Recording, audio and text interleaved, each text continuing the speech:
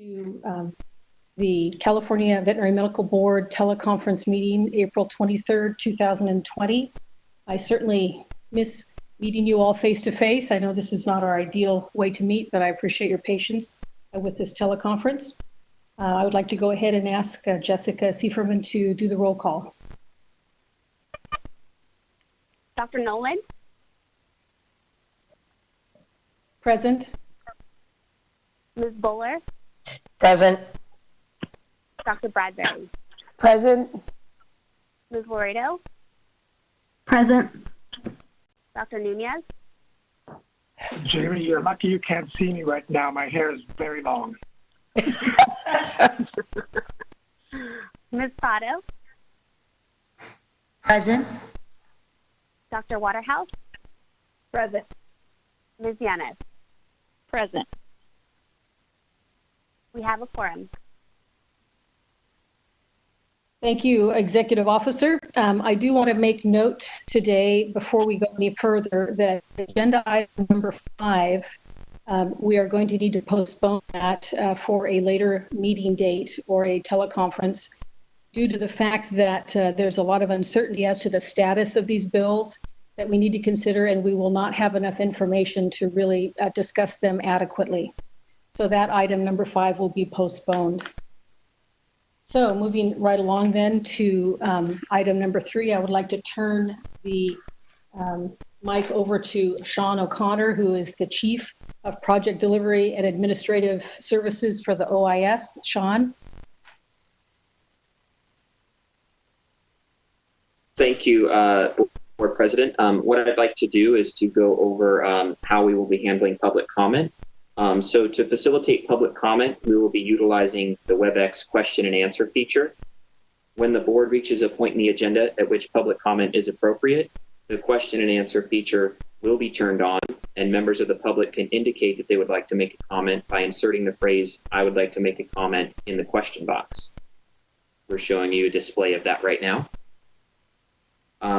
The moderator, which is myself, will then call on the individual and unmute their microphone. The individual will then have the amount of time that the board president specifies each member of the public will have in order to make their comments. And at the conclusion of that time, or at the conclusion of the comments, the individual's microphone will be muted, and we'll move on to the next member of the public who has a comment, unless the moderator receives different direction from the board president. Please note that the question and answer feature is being used only as a means for the members of the public to represent that they would like to make a verbal comment. This is not a means to ask questions of the moderator or members of the board. Such inquiries submitted using this feature will not be answered. When indicating that you'd like to make a comment, please make sure that it is directed at the host at all panelists in the dropdown. Also, if any attendees utilize a profane name when they logged into the WebEx, they will not be called upon to prevent members of the public from being subject to profane language. And while you're free to express criticism or negative views, for the sake of the members of the public participating on the call, please do not use profane language when making public comments to the board. I will provide a brief reminder of the approach at the start of each public comment item. And then also, I just wanted to mention that we are reliant on the internet for this particular meeting and the WebEx platform that we are using. If you experience technical issues, whether that be a board member, staff member, or member of the public, you will be able to log back in if you lose internet connection once you have reestablished that internet connection. If we experience something that is more of a technical issue on the WebEx side, we will post something to the board's website that indicates, that provides the public more explanation on what the next steps are. And finally, when board members or members of the staff are not speaking, please remember to mute your microphones. As the moderator, if I detect background noise during the meeting as a result of an unmuted microphone, I will interject with a brief friendly reminder, or I will go ahead and just mute the individual's microphone. Thank you, and I'll ask the board president at this time, are we at the, would you like me to open up the question and answer box to start receiving public comment for agenda item 3? Thank you, Sean. Yes, go ahead and open it up. In the past, we have not held public members to a time limit very often. But I think in the interest of everyone's time on the teleconference, if you could limit your comments to 2 or 3 minutes, that would be appreciated. Thank you. Thank you, Board President. Would it be fine then that I establish the limit to be 3 minutes and provide a reminder with 15 seconds remaining to the member of the public? Yes, that would be great. Thank you, Sean. Okay. I've opened up the question and answer box, and we do have some folks who have indicated that they would like to make a comment. So we will proceed through those in the order that they are received.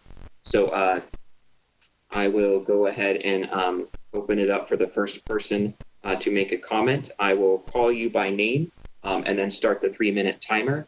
So the first individual who has indicated that they would like to make a comment is an individual who's identified themselves as a Angeal Bills. So Angeal Bills, I am unmuting your microphone now. You are unmuted. Hello.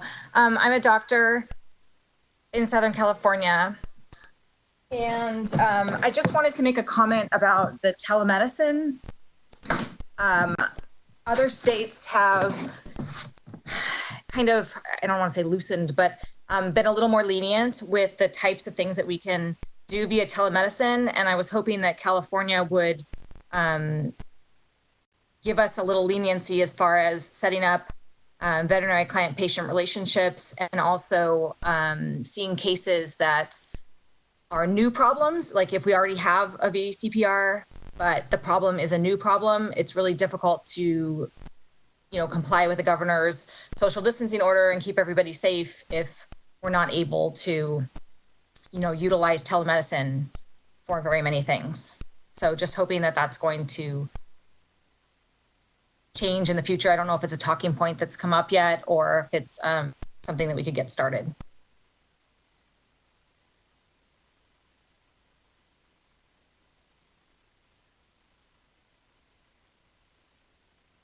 Okay, this is the moderator. I've muted the attendee's microphone as I understood that to be the conclusion of the comments. So I will move on to the next individual who has represented that they would make a comment. Board President, please interject if that's not what you would like me to do. The next individual who has represented they would like to make a comment is an individual identified as Letty Van Cabbage. Apologies if I mispronounce anyone's name. I will be unmuting your microphone in a moment. Letty, your microphone is unmuted. Thank you so much. My name is Letty Van Cabbage, but I appreciate that I have a very hard name to pronounce. I'm an attorney with Best Friends, and I really want to thank the board for allowing me to comment on the importance of expanded veterinary telemedicine during the COVID-19 crisis. Governor Gavin Newsom's executive orders have stated that it's imperative to reduce the spread of COVID-19 and protect healthcare workers, including using telemedicine when possible. Recently, 2 cats in New York were diagnosed with COVID-19. Luckily, there is no indication that cats can spread the virus to humans. But considering the COVID-19 crisis, the board should expand veterinary telemedicine to protect clients and veterinarians and suspend the requirement that a VCPR be established by a physical visit to the veterinarian. The board should also relax the requirement that telemedicine only be used for a condition for which the animal was already seen. Numerous states have expanded telemedicine during this time, and the California Veterinary Medical Board should act during this crisis to protect veterinarians, staff, and consumers from unnecessary COVID-19 exposure. Of course, we'd expect the standards of care to be enforced. Thank you so much for your consideration, and please stay safe.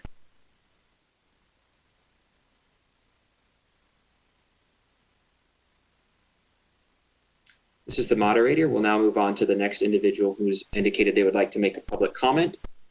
We will move on to an individual who's identified themselves as Carrie Journey. So one moment, I will be unmuting your microphone. Carrie Journey, your microphone is unmuted. Thank you very much. My name is Dr. Carrie Journey. I'm a veterinary neurologist in the San Francisco Bay Area. I think we all know we're facing an unprecedented emergency, one that really has no end in sight. And in this emergency, we've been asked to help our patients while protecting our staff and our clients.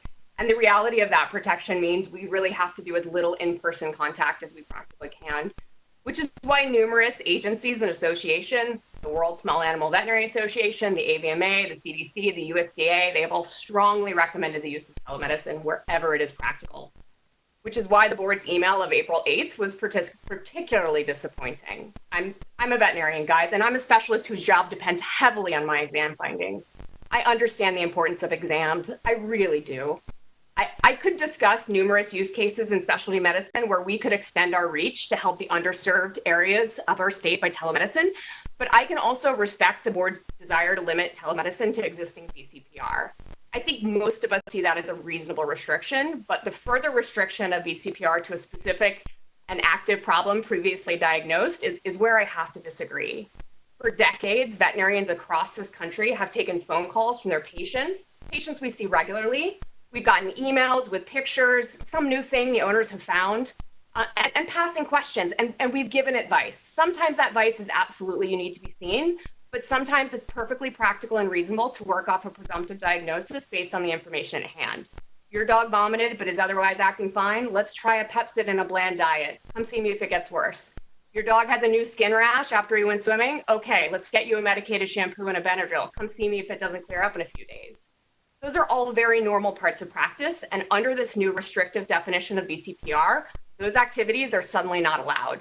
And it really couldn't come at a worse time. My clients are scared. Some of them are elderly or immunocompromised. Many of them do not wish to leave their house. I need some way to help ease their fears, and I think right now is a time where we need to use the tools we have available to us to help triage and treat what we can in a sane and safe manner. There are absolutely times when telemedicine is not appropriate, but I feel like we should trust our colleagues, people who have been triaging these same problems by phone for years, to do this now in an emergency. I take my oath and my responsibility as a veterinarian very seriously, and I understand that it's my responsibility to make good calls and to use good judgment and practice a good standard of care. That extends to all of my professional activities, including telemedicine. And I just ask in this emergency that the board allow me to have the flexibility to protect and serve my patients in the best way I know how. Thank you for your time. Thank you. We will move on to the next individual who's indicated they would like to make a public comment. And I wanted to let members of the public know that they are indicating that they would like to make a comment, that we have a number of folks who've indicated that they would like to make a comment. So if you've indicated twice, then I'll honor your first order in line, and I will ignore the second order in line. So I just want to let people know that. The next individual is Lauren Prince. Lauren Prince, I will be unmuting your microphone in a moment. Lauren Prince, your microphone is unmuted. Thank you. And thank you to the board for hearing me. I will be graduating from veterinary school in 3 weeks, and I have a signed offer with the clinic in Long Beach. Gone through the process of applying to the board, and I'm commenting today regarding guidance for initial applicants. I understand that the executive order has given some justification and leeway to the board to waive some of the regulatory and statutory requirements for applicants. Most of these have gone to people in a renewal of their licensing situation, and I'm just concerned that a lot of us new grads and initial applicants are going to fall through the cracks.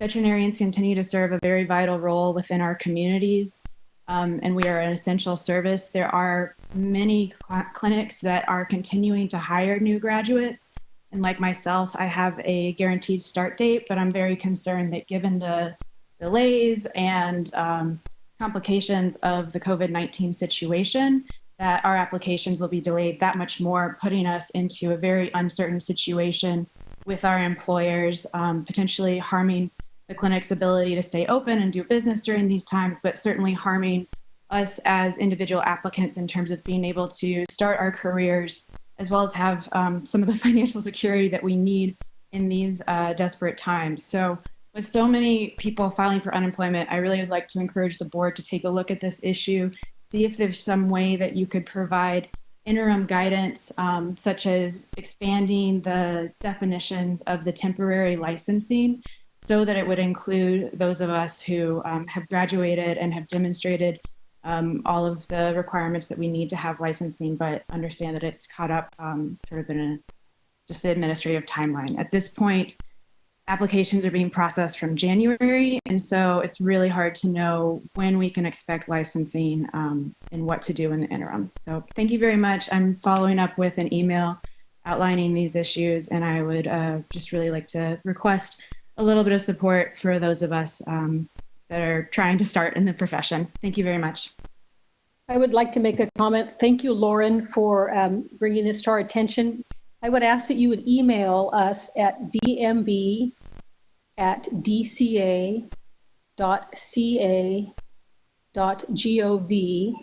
and Tim will respond to you.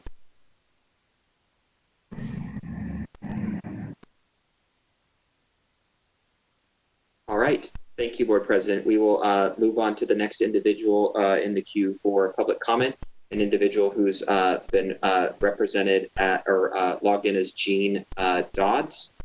So Jean Dodds, I am unmuting your microphone now. Thank you very much. I submitted a written comment. I muted your microphone. I think that you were logged in twice. It appears if it is possible for you to log in once, we could return to you. I'm going to unmute your microphone again. It's also, I think what would resolve the issue is if you turned down the volume on your computer. Actually, now that I say that, I think that will fix the issue. So I'll give you a moment, Jean, to do that. Please turn down the volume on your computer, and I'll unmute you to see if we still have the feedback problem. Volume acceptable now? Unmuted. Is this volume? Go ahead and speak. Yes, we can hear you now. Thank you. Thank you. I submitted a written statement on the 21st, which covers the material that I'd like to state today. I know that the 2 legislative initiatives about animal blood banks would not be covered today, but I had a few statements that I would like the board to hear. First of all, I'm the founder and president of Hemopet. I've been a veterinarian for 56 years. We are a 501c3 nonprofit charity. We have 2 full-time and 1 part-time licensed veterinarians on staff. We have 5 animal health care technicians, and we have 30 other employees taking care of our animals. We have been we are registered biologics licensed for the state of California Department of Food and Ag. We've been inspected regularly ever since the beginning of 1991.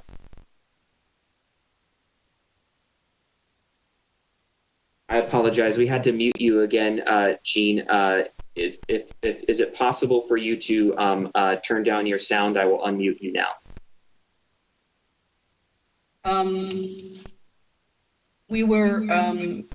Allegations were made about us and videos were sent everywhere by the PETA organization. It prompted the Department of Food and Agriculture to do a months-long investigation of our facility, and all the accusations that were made were completely unfounded and unsubstantiated. However, one of the people who claims to have been involved in this activist community, Shannon Keith, has claimed to visit our facility, found rats and cockroaches running all over the place, and the animals neglected.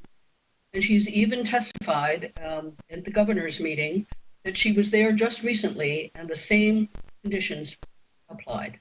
This is absolutely untrue and false. Shannon Keith came with 3 friends, walked our greyhounds, and 2 of her friends adopted Lennon and Skipper in the beginning of 2019. A 3rd friend asked to adopt Maria, and this was not approved. Shannon Keith herself has never adopted a greyhound from Hemopet. After the problems that have arisen, we now have 360-degree complete coverage of our facility 24/7 with 14 video cameras. Shannon Keith has not visited our facility in at least a year. She is not signed into the facility. And furthermore, we have her photograph in the kennel. All the entrance doors are now coded by entry, by the way. There's a photograph of her in the kennel in case she tries to enter the facility with another name. She is not permitted to enter our facility, so her current allegations are completely false. I would also like to say that we have an exemplary facility, and we would invite anybody from the Veterinary Medical Board to come and visit the facility, even unannounced, as long as you sign in at the front door. And also, I would like to comment about the proposed legislation involving community volunteer donor animals. I think it is impossible, given the situation today, for blood type compatible and infectious disease safe blood to be obtained from voluntary donors. And it is particularly difficult given the SARS-CoV-2 and COVID-19 issues and the lockdown that we are facing today. So I do not believe that either of these bills could be accomplished. We do not have anything against community donor programs in principle. And we think that these bills should be postponed until at least next year, until we know more about what we're going to do with this pandemic. Thank you very much.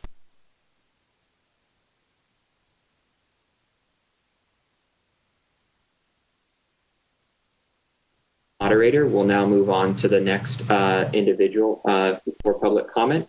An individual who is identified as a Jennifer Scarlett.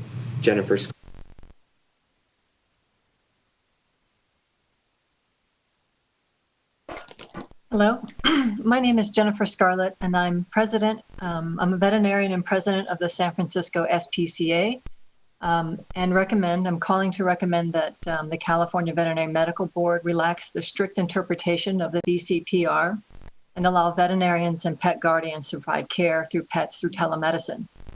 Just as you are conducting this meeting remotely to stay safe and comply with the order to shelter in place, veterinarians and pet guardians have the right tools, ethics, and competence to provide care to appropriate cases via telemedicine, and hence allow them to stay safe and comply with the governor's shelter-in-place order during this corona pandemic.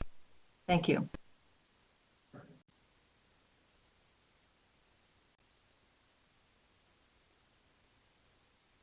Thank you. We will move on to the next individual who has indicated they would like to speak, an individual by the name of Summer Amar. Summer Amar, I will be unmuting your microphone in a moment and indicating to you that it has been unmuted. Summer, your microphone is unmuted.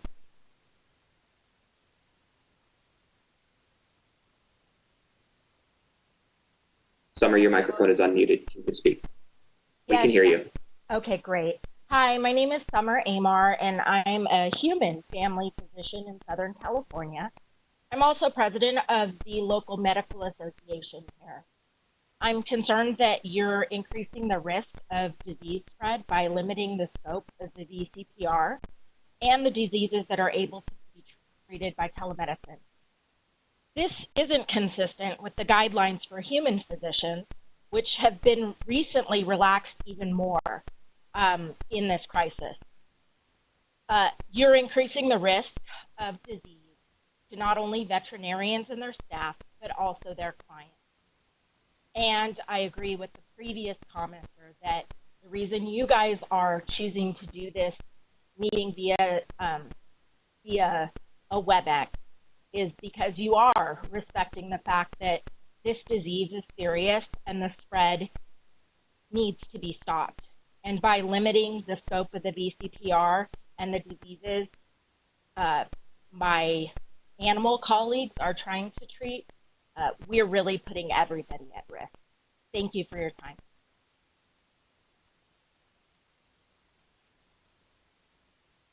Thank you. We will move on to the next individual who's indicated that they would comment. It is an individual who's identified themselves as Jeff. I will be unmuting your microphone in just a moment. Jessica, you are unmuted. Great. Thank you so much, and thank you to the members of the board for giving us this opportunity to make our comments. My name is Jessica Vogelsing, and I am a veterinarian who's practiced in San Diego for 18 years. I've been working in general practice, emergency, hospice care, and in veterinary telehealth.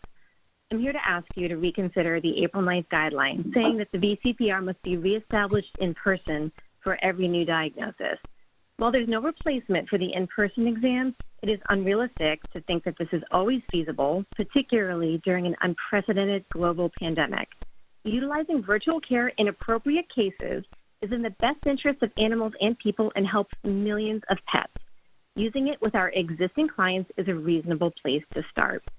It has always been the understanding of myself and my colleagues, as well as the entirety of human medicine, that the doctor-patient relationship is just that, a relationship.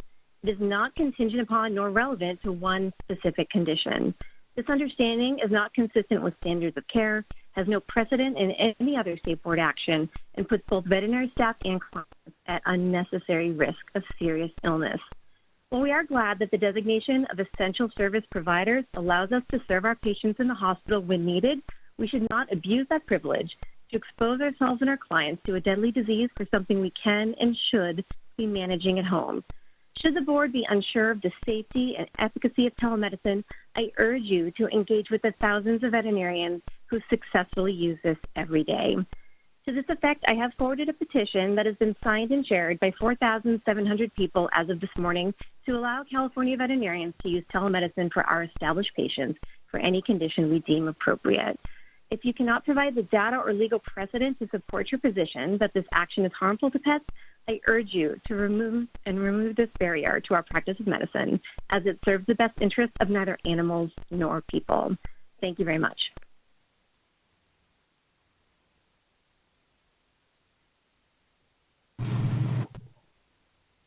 Okay, this is the moderator. We'll go ahead and move on to the next individual who's indicated that they've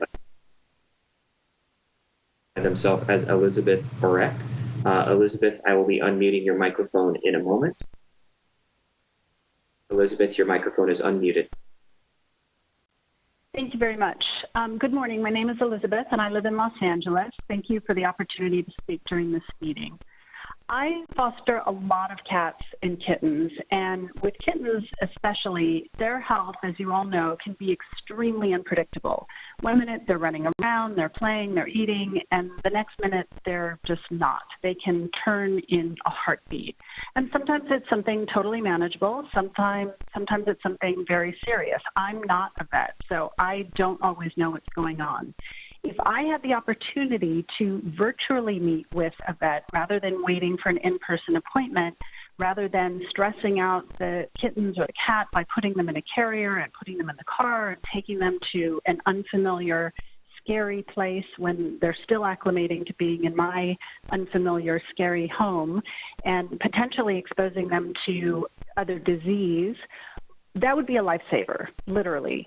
And it would also save valuable time for those vets who wouldn't have to carve out an in-person appointment for something that might be innocuous and could have been assessed in a virtual appointment, and displacing other more serious client needs.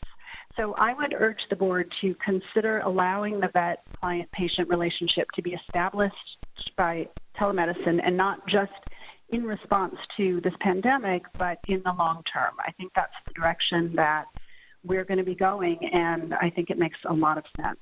So thank you very much.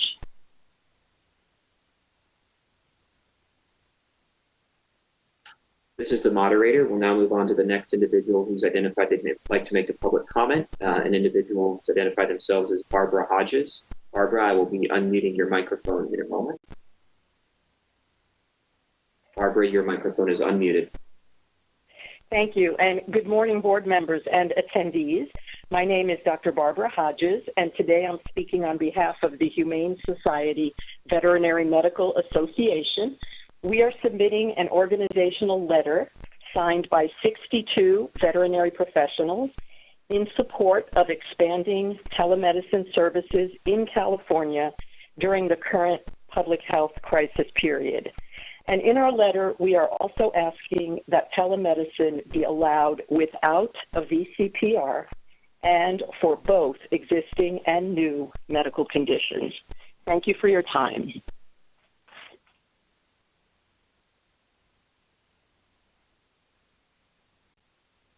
Here we will now move on to the next individual who's identified. Wallington. Helena, I will be muting your microphone in a moment.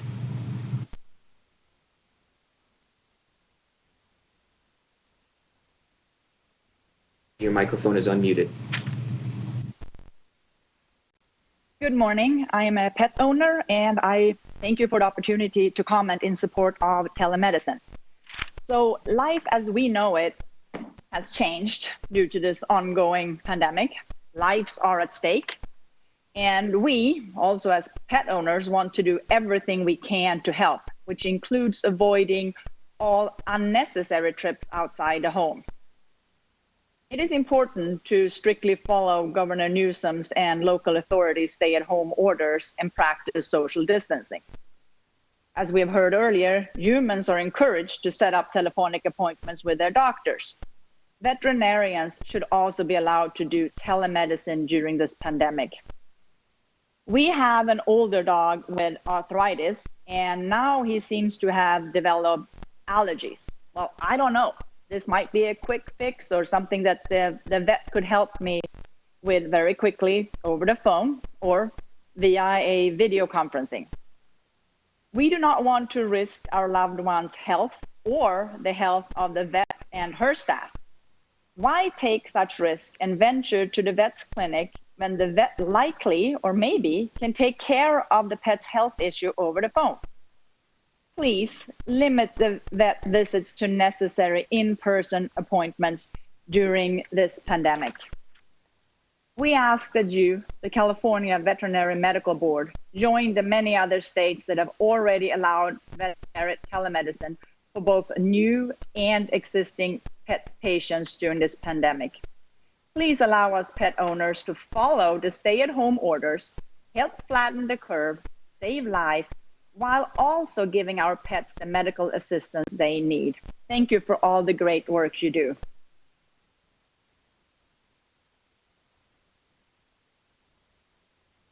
This is the moderator. We'll now move on to the next individual who's indicated they would like to make a public comment.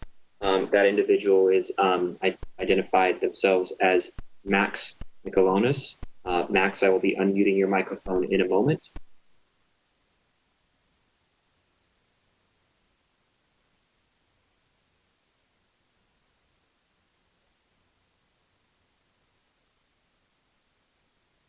It appears that Max has logged off the call as I cannot find him. What I will do is flag that he has indicated he'd like to make a public comment, and I will continue to review the attendee list sporadically to see if Max has logged back in. I will now move on to the next individual who's indicated they would like to make a public comment, an individual who's identified themselves as Barbie Lederman-Jones. Barbie Lederman-Jones, I will be unmuting your microphone in a moment.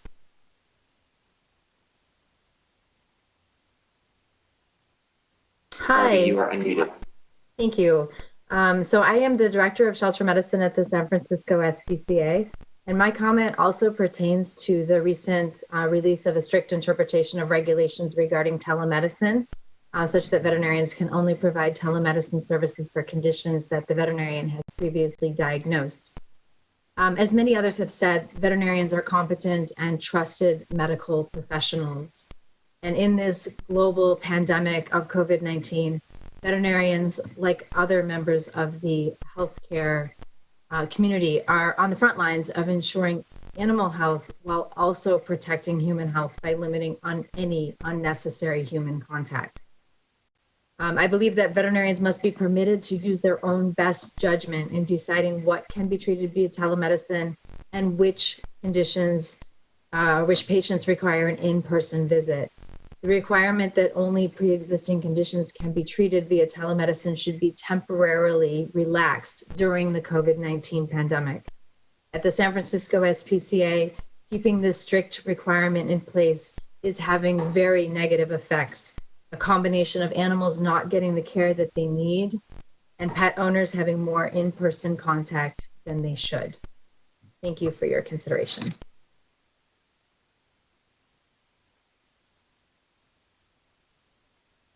Moderator, we'll move on to the next individual who's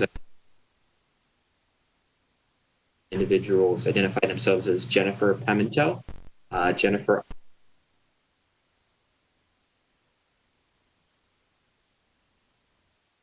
Yes, hi.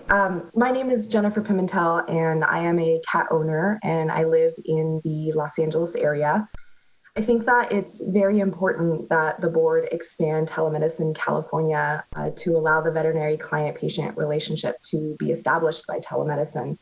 A few weeks ago, I needed to consult a reputable telehealth app, and to think that I couldn't resolve a non-emergency issue this way just adds to the stress and uncertainty for both pet and owner during this pandemic. not to mention that of the thousands of people in California who have stepped up during this time to support their shelters and rescue groups by lovingly fostering a pet during this time. Thank you so much for allowing us to make our comments. Thank you.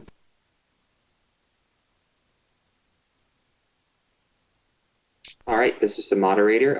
We will move on to the next individual who's indicated they would like to make a comment. Individuals identify themselves as Kaylee Hawkins.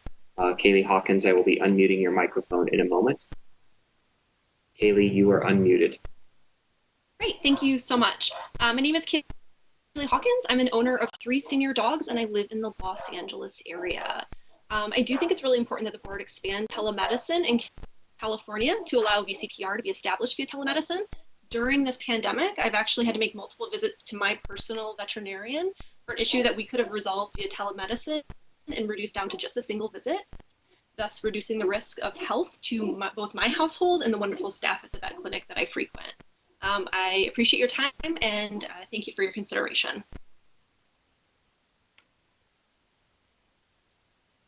Thank you. We will move on to the next individual who's indicated they would like to make public comment. That individual's been identified themselves as a David Emanuel. David, I will be unmuting your microphone in a moment. David, you are unmuted. Hey, thank you very much. I'm David Emanuel. I'm a member of the San Francisco Dog Owners Group.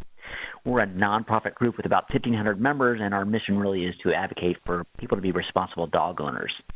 I am in San Francisco, and we have a lot of dogs in San Francisco. In fact, some estimates say that we have twice as many dogs as children in our city.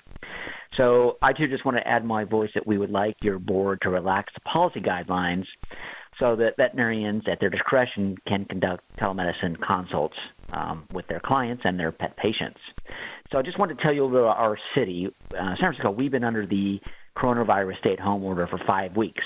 It's the longest duration in the state and the country. And it's also arguably the most successful at flattening the curve. So we have been staying home, and it's important that we do so for our health. We want to protect the health of healthcare workers. But it's also important that we have access to vet care for our pets. We are a transit-first city, which means that the city would like us to do other things than drive cars. They'd like us to walk, take public transportation, or even bike. But right now, under this pandemic, we also have very limited transit service, and we also have very limited access to Ubers and taxis. So many of our residents do not have cars, and many of our residents are staying at home and really do not have access to transportation right now.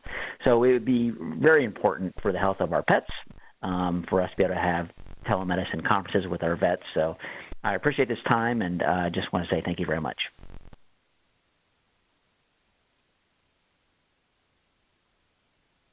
Thanks. This is the moderator.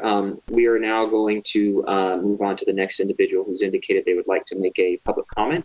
Individuals identified themselves as Max Michelonis. Max, we will go ahead and unmute your microphone now. Max, your microphone is unmuted. Thank you. Max Michelonis with K3 Consulting. My apologies for missing the comment period previously. Just want to thank the board for letting us know that legislative item number 5 was pulled. Thank you for your time.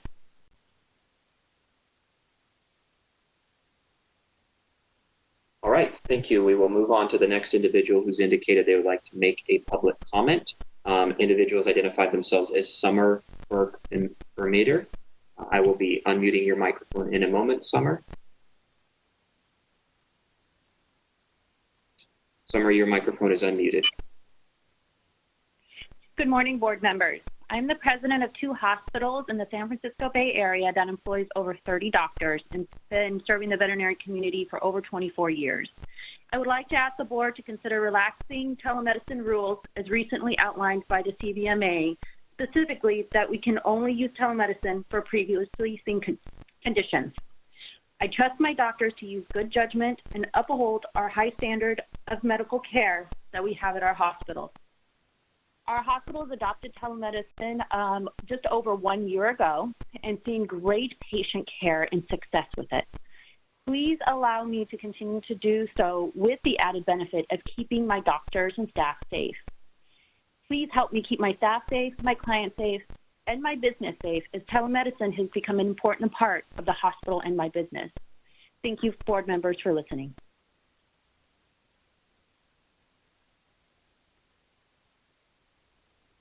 All right, we will move on to the next individual who's indicated they would like to make a public comment.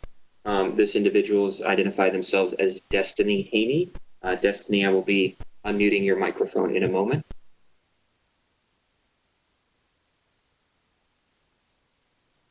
Destiny, your microphone is unmuted. Thank you. Thank you for your attention today. My name is Destiny Haney, and as a pet owner in Pacoima, California, I want to urge the board to expand telemedicine in California to allow for the VCPR to be established by telemedicine. Not only during this COVID crisis, as others have mentioned, which I feel is urgently necessary, but in consideration for it being used going forward. I volunteer with children in foster care, which means I spend a lot of time in underserved communities in California. And nearly all of those homes have pets, and some of those don't have easy access to basic care. I'm not talking about animals that need extensive care. In many cases, I'm seeing animals with minor issues that just need basic treatment before the issue progresses. I'd rather they be able to get guidance from a veterinarian via telemedicine, rather than try to Google the answer or ask a pet store employee with no medical experience, which could actually make the problem worse. We all know that there are numerous illnesses that can be reasonably diagnosed with visual exams and by a vet who is skilled at asking the right questions to get the information that they need to make a diagnosis. In fact, for humans, this is already happening every day, not only with adults who can explain their symptoms, but with parents of young children and caregivers who care for nonverbal adults. If they can successfully utilize telemedicine, pet owners should be able to as well. It can be done well, and in my viewpoint, you'll actually empower California veterinarians to reach an entirely new clientele that loves animals just as much as you or I do, but have not had accessible mode for addressing basic medical issues. This would strengthen the relationship of the public and their pets with the California veterinary community. Thank you so much for your consideration.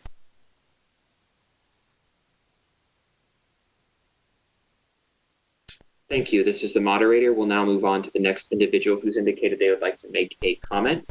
An individual who's identified themselves as a Sheila McClellan. Sheila, I will be unmuting your microphone in one moment.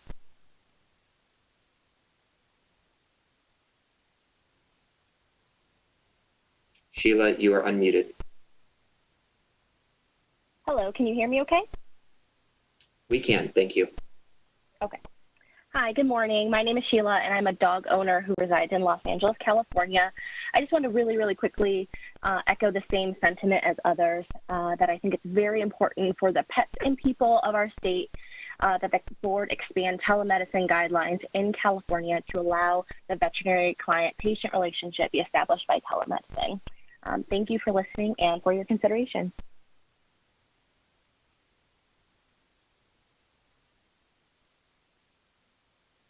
Thank you. We will move on to the next individual who's indicated they would like to make a public comment. An individual who's identified themselves as Kelly Achi.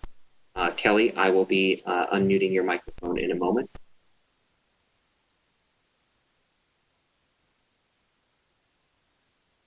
Kelly, your microphone's unmuted. Hi, can you hear me okay? We can, thank you. So my name is Kelly, and I'm also here to talk about the importance of expanding telemedicine.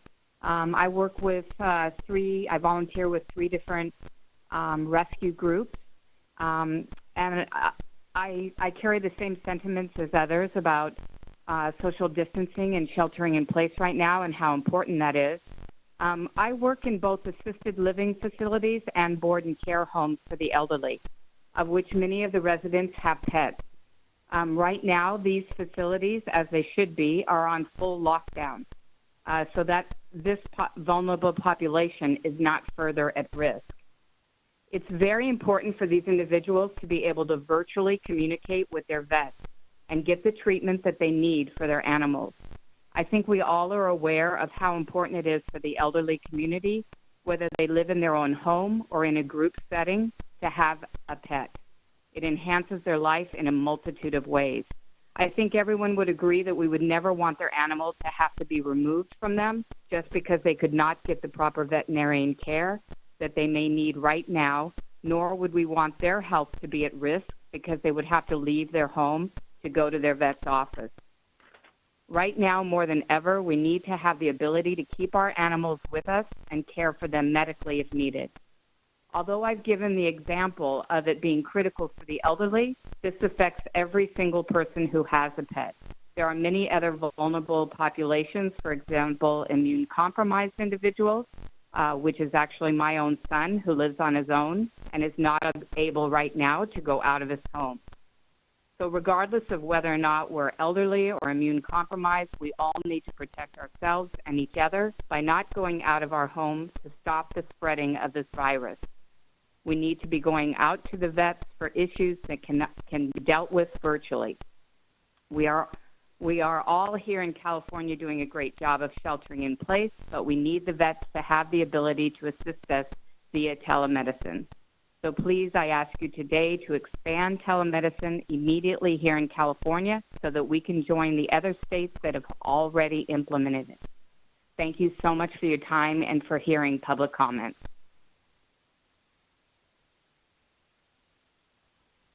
This is the moderator. We'll move on to the next individuals who has indicated they would like to make a public comment. Individual identified by or identified themselves as Shannon Sullivan.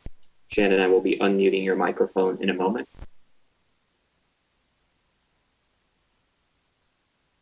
Shannon, your microphone is unmuted.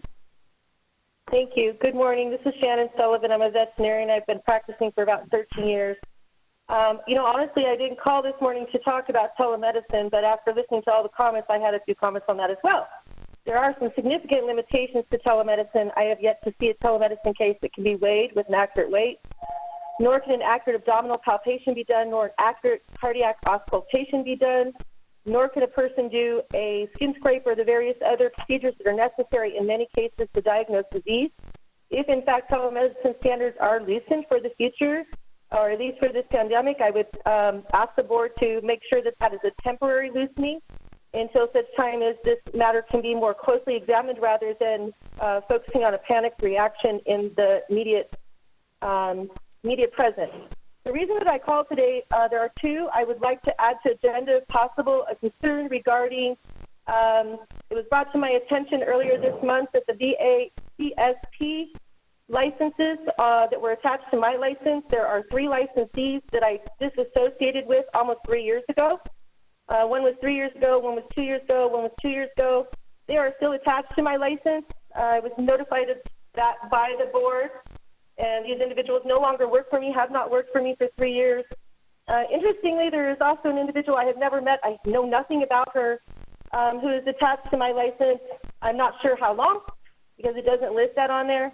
Obviously, she needs to be removed. I have been in multiple communications with Kelly Flores and Rhoda Timothy, and I have involved Assemblyman Gallagher's office in this matter as well because of my large concern that there are individuals out there apparently that are using my license as a shield because the veterinary board is not removing these in a timely fashion as directed, and potentially could be abusing controlled drugs, which is a significant issue.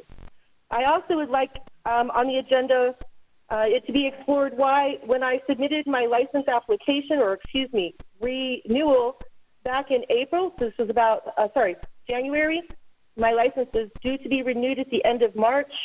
I had to resubmit fingerprints, which I did. I received no further notification from the Veterinary Medical Board until I heard from Patterson Veterinary on the 3rd that apparently my license had not been renewed despite the fee having been paid and a receipt provided to the Veterinary Medical Board. I am given to understand by the board that apparently there was a problem with the fingerprint situation, and this resulted in approximately a 1-week delay interruption in receiving needed medical supplies and drugs while that was sorted out. So I would appreciate that if that was added to the agenda.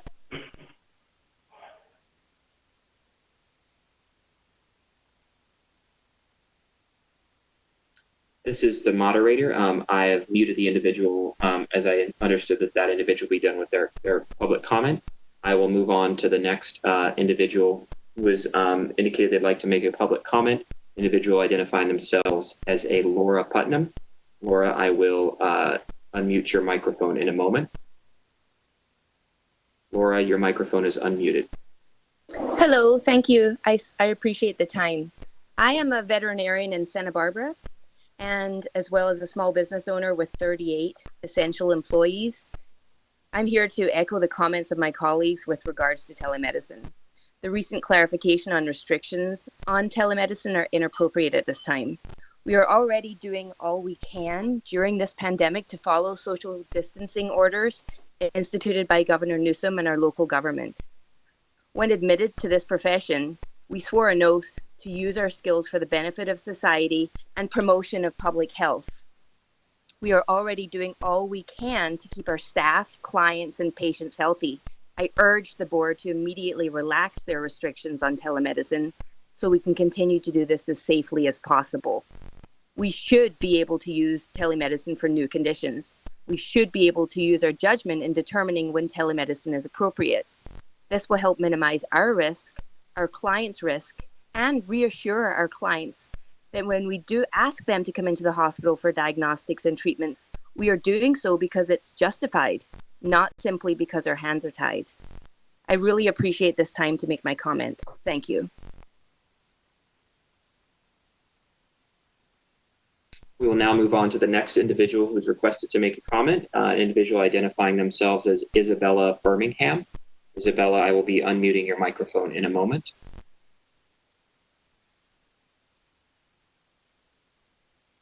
Isabella, your microphone is unmuted. Thank you. Good morning. My name is Isabella Birmingham, and I will be graduating from veterinary school in 3 weeks.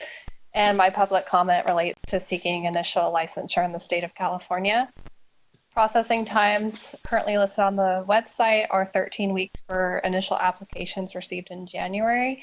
And with those projected processing times, it could be close to a year before I'm able to obtain licensure.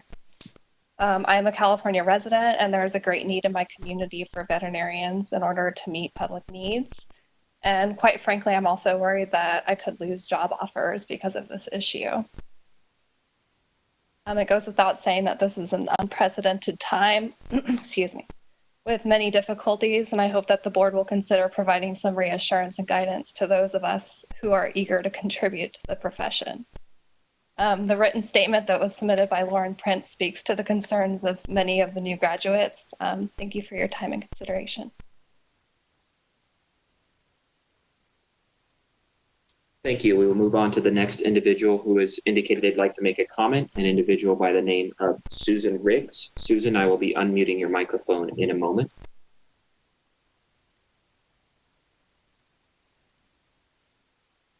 Susan, your microphone is unmuted. Great, thank you. Good morning. Thank you for the opportunity to address the board. We too were surprised and dismayed to see the board's limited interpretation of the telemedicine regulations issued on April 9th. Given the current public health crisis, everyone should be focused on doing everything we can to reduce unnecessary human contact. In furtherance of the governor's executive order, the board plays an important role in ensuring families needing veterinary attention can receive it without putting themselves and the broader public in danger by removing barriers to access to veterinary care. I echo the concerns of those that have previously spoken on the issue and would only add a statement on the silver lining associated with this pandemic. Thousands of Californians have stepped up to foster and adopt pets during this crisis and have nearly cleared many shelters throughout the state. But as with any responsible pet owner, many of these families may be concerned about the health care issues associated with new pets in the family. And so the barriers that the new interpretation of the regulations have put in front of them are creating critical healthcare issues for those families and for those animals. So we ask you to follow the lead of the broader medical community in furthering the intent of the governor's executive order and in the best interest of the public health and the best interest of the animals involved in relaxing these regulations during this pandemic. Thank you.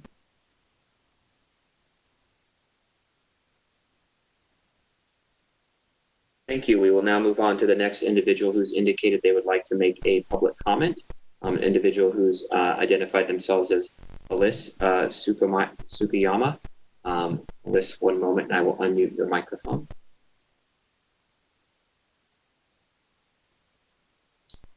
Alyssa, your microphone is unmuted. Thank you.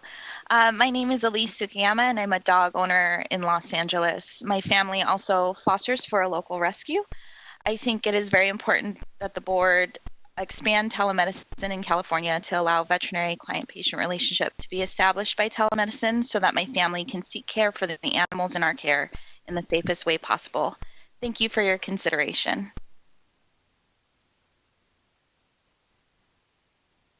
Thank you. We will move on to the next individual who's identified themselves as Samantha Brett. Samantha, I will be unmuting your microphone in just one moment. Samantha, your microphone is unmuted.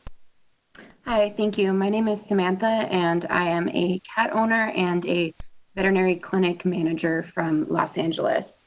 I'm asking that the California Veterinary Medical Board join the increasing number of states that have already implemented expansions of veterinary telemedicine to both new and existing patients for the foreseeable future.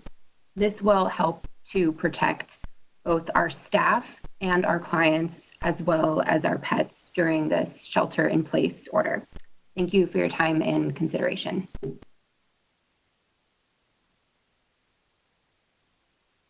Thank you. We will move on to the next individual who's indicated they would like to make a public comment, an individual by the name of Zoe Niddle.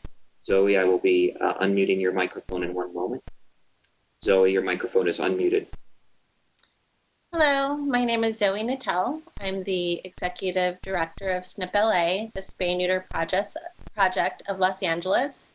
We are a nonprofit veterinary medical organization in Southern California, serving over 40,000 pets annually in low-income communities throughout Los Angeles for the past 13 years, with 9 staff veterinarians. We provide wellness care in addition to spay and neuter, and many of the dogs and cats we see have never been to a vet before due to the financial limitations of their families. For many of the pets we treat, SNP LA acts as a safety net, the last hope for pets whose families may face surrendering them to an animal shelter due to lack of access to affordable veterinary care. We are asking the California Vet Medical Board to implement expansions of veterinary telemedicine, specifically to allow establishing a vet-client-patient relationship via telemedicine. This would allow vets to utilize telemedicine as a tool to provide access to care, especially considering anyone possibly sick at home with an animal needing to be seen. Vets want to be able to do something for them and should be allowed to assist both new and existing clients via telemedicine. Thank you for listening to our comments.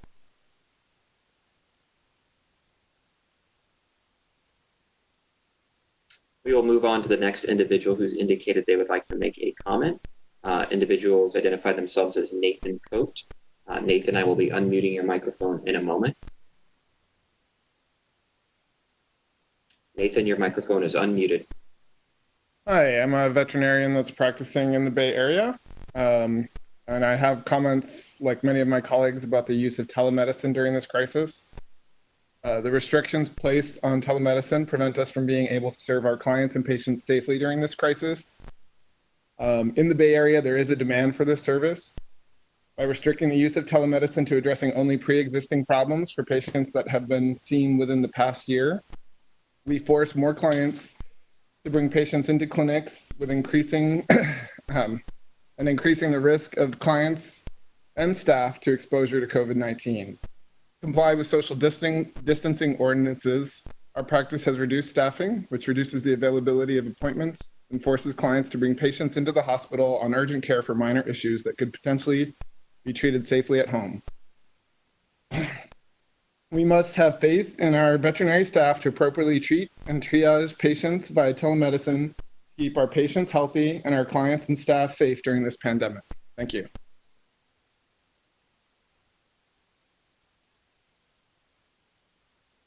Thank you. We will move on to the next individual who's indicated they would like to make a public comment. Individual who's identified themselves as a Laura Birdsall. Laura Birdsall, we will unmute your microphone in a moment. Laura, your microphone is unmuted.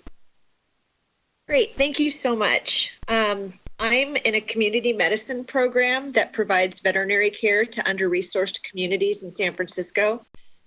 With the restrictions on safe distancing in place, the number of patients we're able to see at our clinics in a day has been greatly reduced. Not being able to utilize the telemedicine to assist our clients is incredibly limiting and results in animals in need of veterinary care not being seen. I'm asking the board to reconsider the strict restrictions placed on telemedicine so that our veterinarians can see more pets and help more families in these communities. Thank you so much for allowing me to speak and for your consideration and hard work.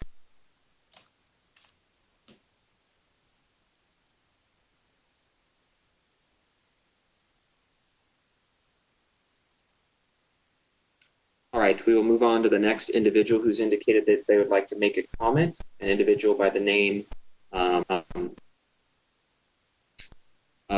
Nicolette Zarday. Nicolette, I will be unmuting your microphone in just a moment. Hi, thank you. Can you hear me? Nicolette, your microphone is unmuted. Hi, thank you. Can you hear me? Okay. I would like to urge the board to relax restrictions on telemedicine during shelter in place. As the medical director at a large hospital in San Francisco, I am having to increase our on-site staffing in order to provide care for veterinary patients because of restrictions on telemedicine. Many of our staff come to work on public transit. Forcing doctors, staff, and clients to come on site at veterinary hospitals to treat conditions that could be treated remotely puts the safety and well-being of people at risk and is in direct conflict with our governor's order to stay at home. For example, adoption of new pets has been going strong throughout shelter in place, as I'm sure many of the people here on this call have noticed. Much of what we do in initial pet exams is client education. Telemedicine would be a perfect medium to deliver this helpful information without putting people's lives at risk. Beyond new puppies, members of the public are having to make difficult choices, comply with the recommendations of all our public health experts and political leadership, as well as common sense, to stay at home, or put themselves and others at risk to get care for their beloved pet. Given our current extraordinary circumstances, I ask that the board relax VCPR requirements for new patients and new diagnoses. Thank you.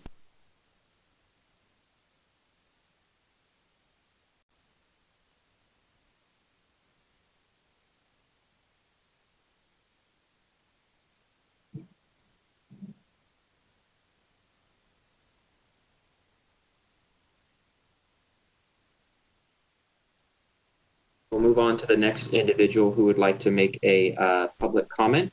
Individuals identified themselves as Solomon Stoop. Solomon, I will unmute your microphone in a moment. Solomon, you are.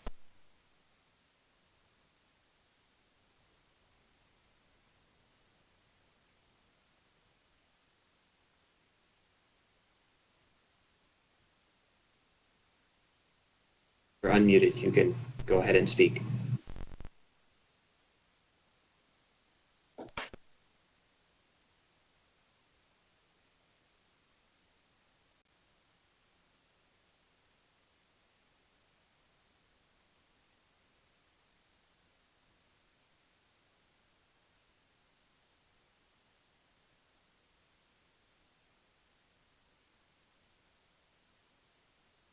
I'd like to make a public comment, and I'll check back with before we conclude the period.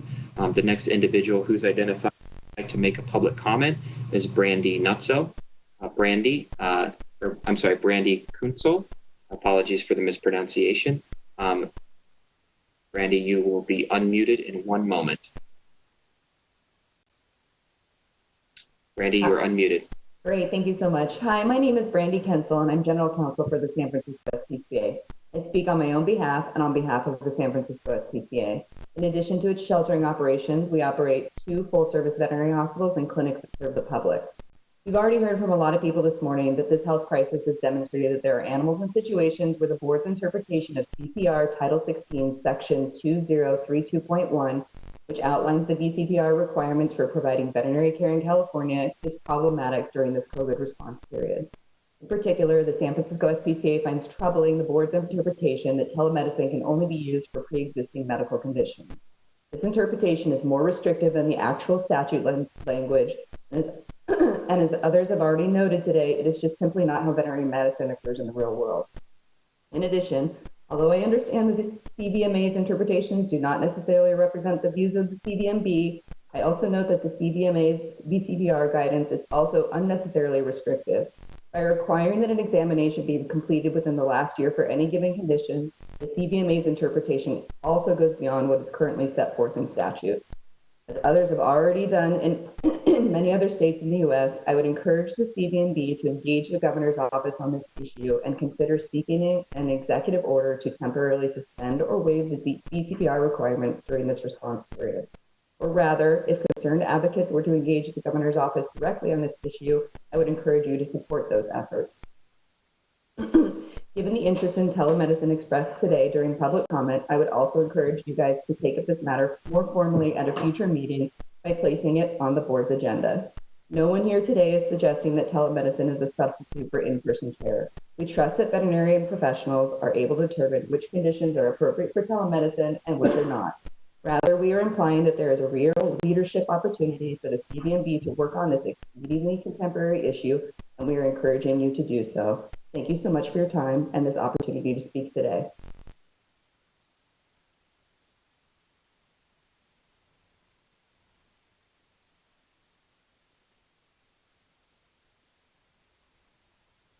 Thank you. This is the moderator. We will go ahead and move on to the next individual who's indicated they would.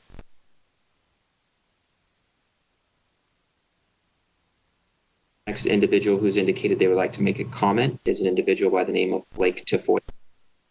I will be unmuting your microphone in just a moment.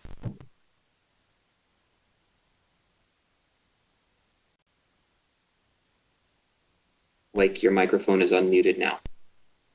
Can you hear me?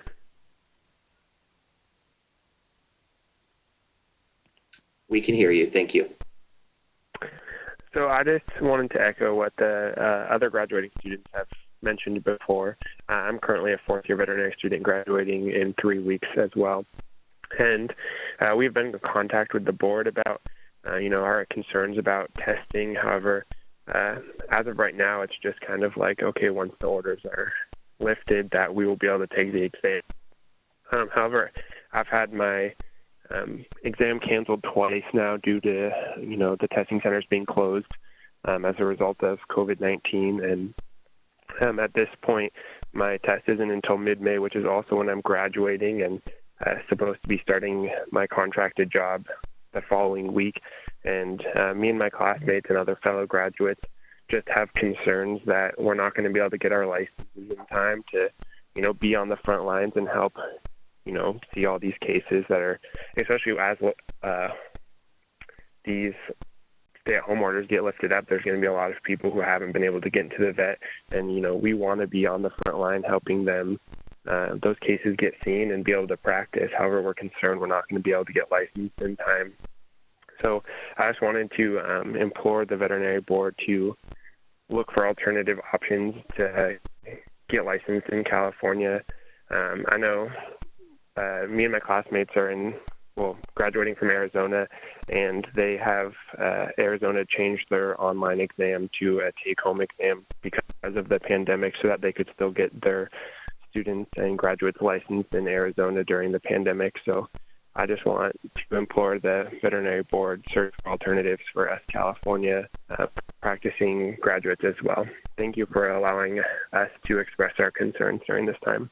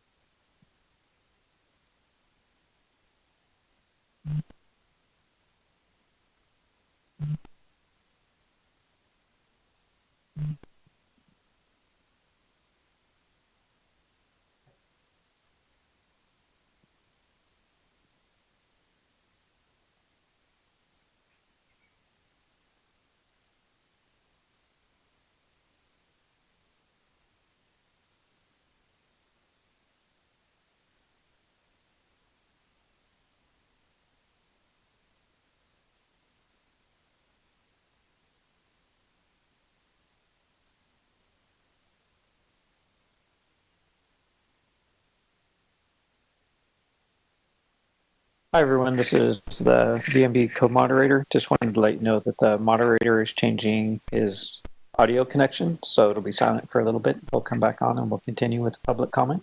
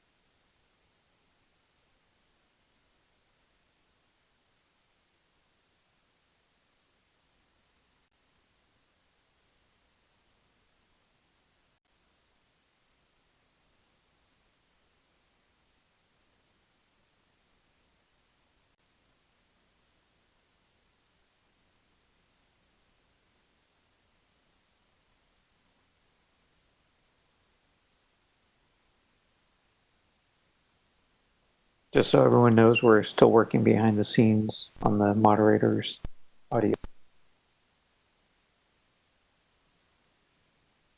Hello, everyone. This is the moderator. I believe I'm back. VMB presenter, can you confirm that you can hear me? Yeah, sounds good. All right. We will continue with public comment. I apologize for that interruption. The next individual who's identified that they would like to make a public comment is a Tiffany, an individual who's identified themselves as Tiffany L. So Tiffany, I will be unmuting your microphone in a moment.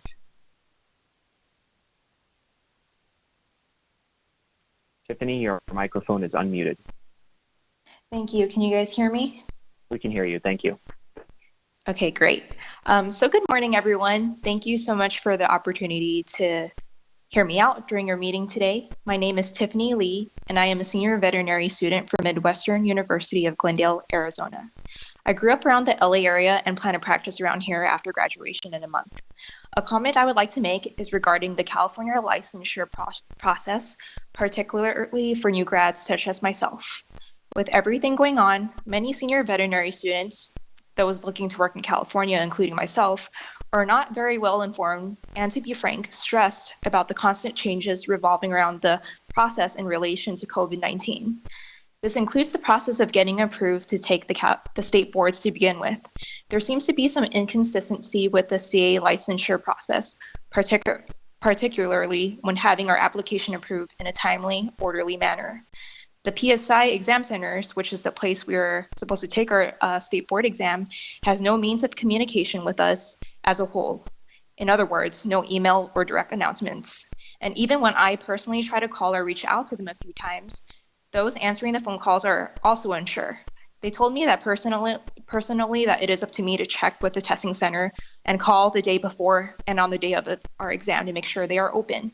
They also mentioned that in the past there had that showed up to their allotted testing center and testing times for their exam, only to find out that the center is closed. So you can imagine just what the candidate is feeling during that time if you're all prepared for a test only to find out that it's closed. It's, very stressful. And although contacting the testing center of my choice is doable for me personally, I still think that we should overall be more informed about the changes via direct announcement. I understand also that there are 2 vet state board cycles per year, and I would like to propose an idea to extend the cycle. And this cycle right now, it actually ends April 30th to potentially a later date.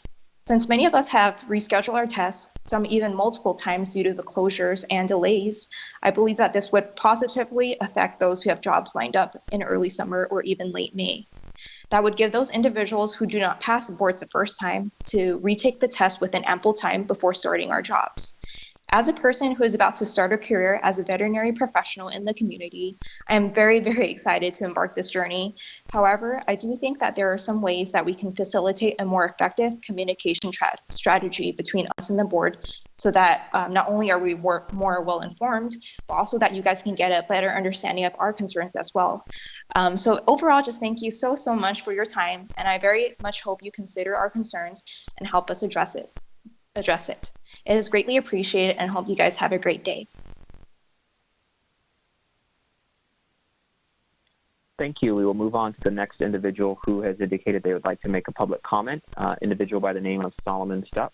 Solomon, I will be unmuting your microphone in a moment. Solomon, I'm unmuting your microphone now.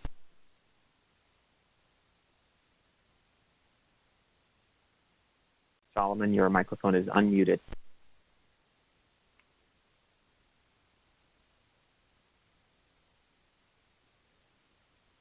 Solomon, we don't hear you. If you would like to consider switching to an audio connection on the board agenda, towards the bottom of the agenda, there is instructions on how to connect your WebEx audio to your cell phone. So if you would like to do that, I will circle back and call on you again before we conclude the public comment section.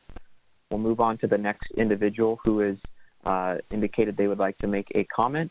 It is individuals identified themselves as 0914 Alicia. 0914 Alicia, I will be unmuting your microphone in just a moment. Your microphone is unmuted. Hello, can you hear me? We can hear you, thank you. Thank you so much for your time. So my name is Alicia Everett, and I'm also a fourth-year veterinary student that will be graduating in approximately 3 weeks. I've been really excited to start my internship at the San Diego Humane Society since match day. So my comment refers to the application process for initial applicants.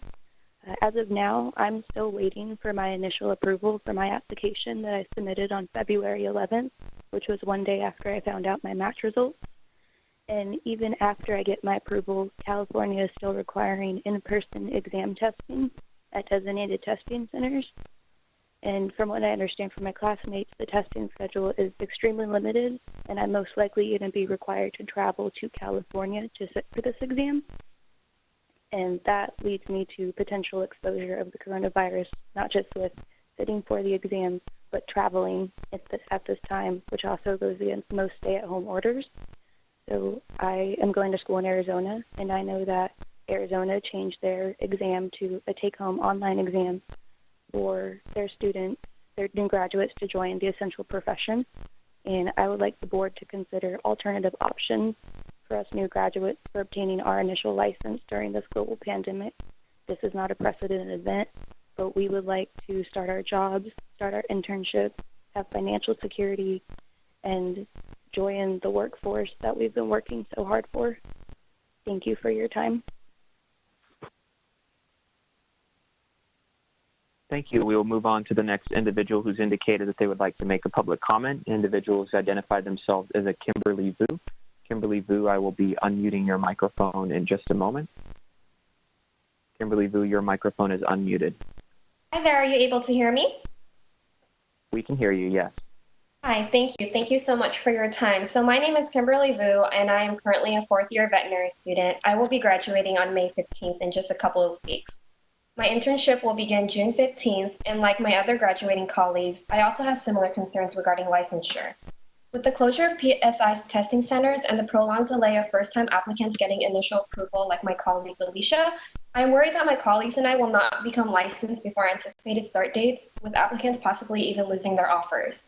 I've already had to push back my exam date personally 3 times as a result of this pandemic crisis, and I'm concerned because I'm eager to enter the veterinary field, but am uncertain on how this will be possible. I understand that we're all doing our best given this current situation surrounding the pandemic crisis, but there has been an extreme amount of stress with the delays, closures, and lack of communication. Respectfully, I am asking the board today to consider extending the testing window past April 30th to give students an acceptable amount of time to obtain their licenses, while also exploring other possible opportunities and alternatives for first-time applicants to obtain their licenses, such as a take-home exam. During this COVID-19 pandemic, I would also like to request that the board consider alternative testing options and give us a safe, fair opportunity to obtain our licenses in time. Thank you so much for your consideration. I really appreciate it. We will move on to the next individual who's identified that they would like to make a public comment. An individual who is identified as Gina Valdez. Gina Valdez, I will unmute your microphone in 1 moment.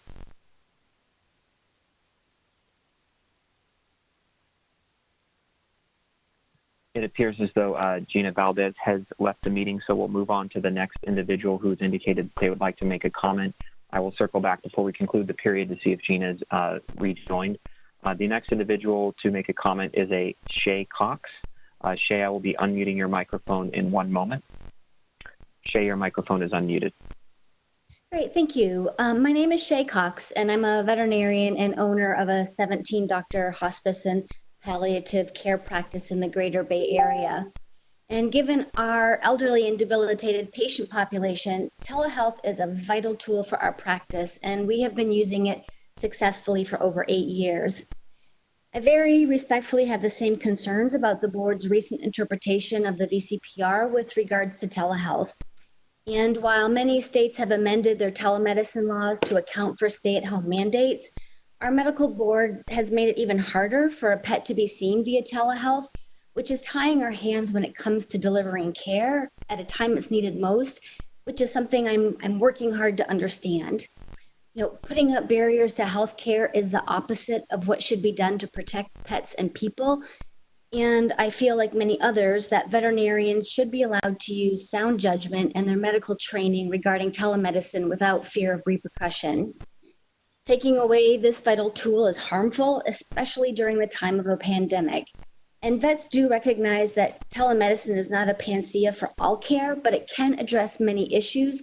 Keeping people at home and asking pet parents to come into a clinic causes unnecessary exposure for all. I feel veterinarians need to be able to use telemedicine as a tool for triage, for symptom management, and to offload non-emergency care from veterinarians, especially when so many right now are operating with reduced staff to comply with social distancing orders set in place for our state. I share the frustrations of others here today and ask why California isn't following other states by making changes to laws in order to better serve pets and their people. And I feel we shouldn't have to make the choice between risking our lives and risking our license in order to treat pets. And really thank you for taking into consideration all the comments of veterinarians and pet parents alike with regards to telehealth. Thank you.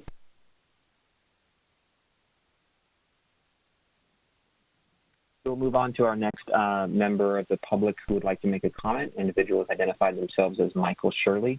Michael Shirley, I will be unmuting your microphone in just a moment. Michael Shirley, your microphone is unmuted.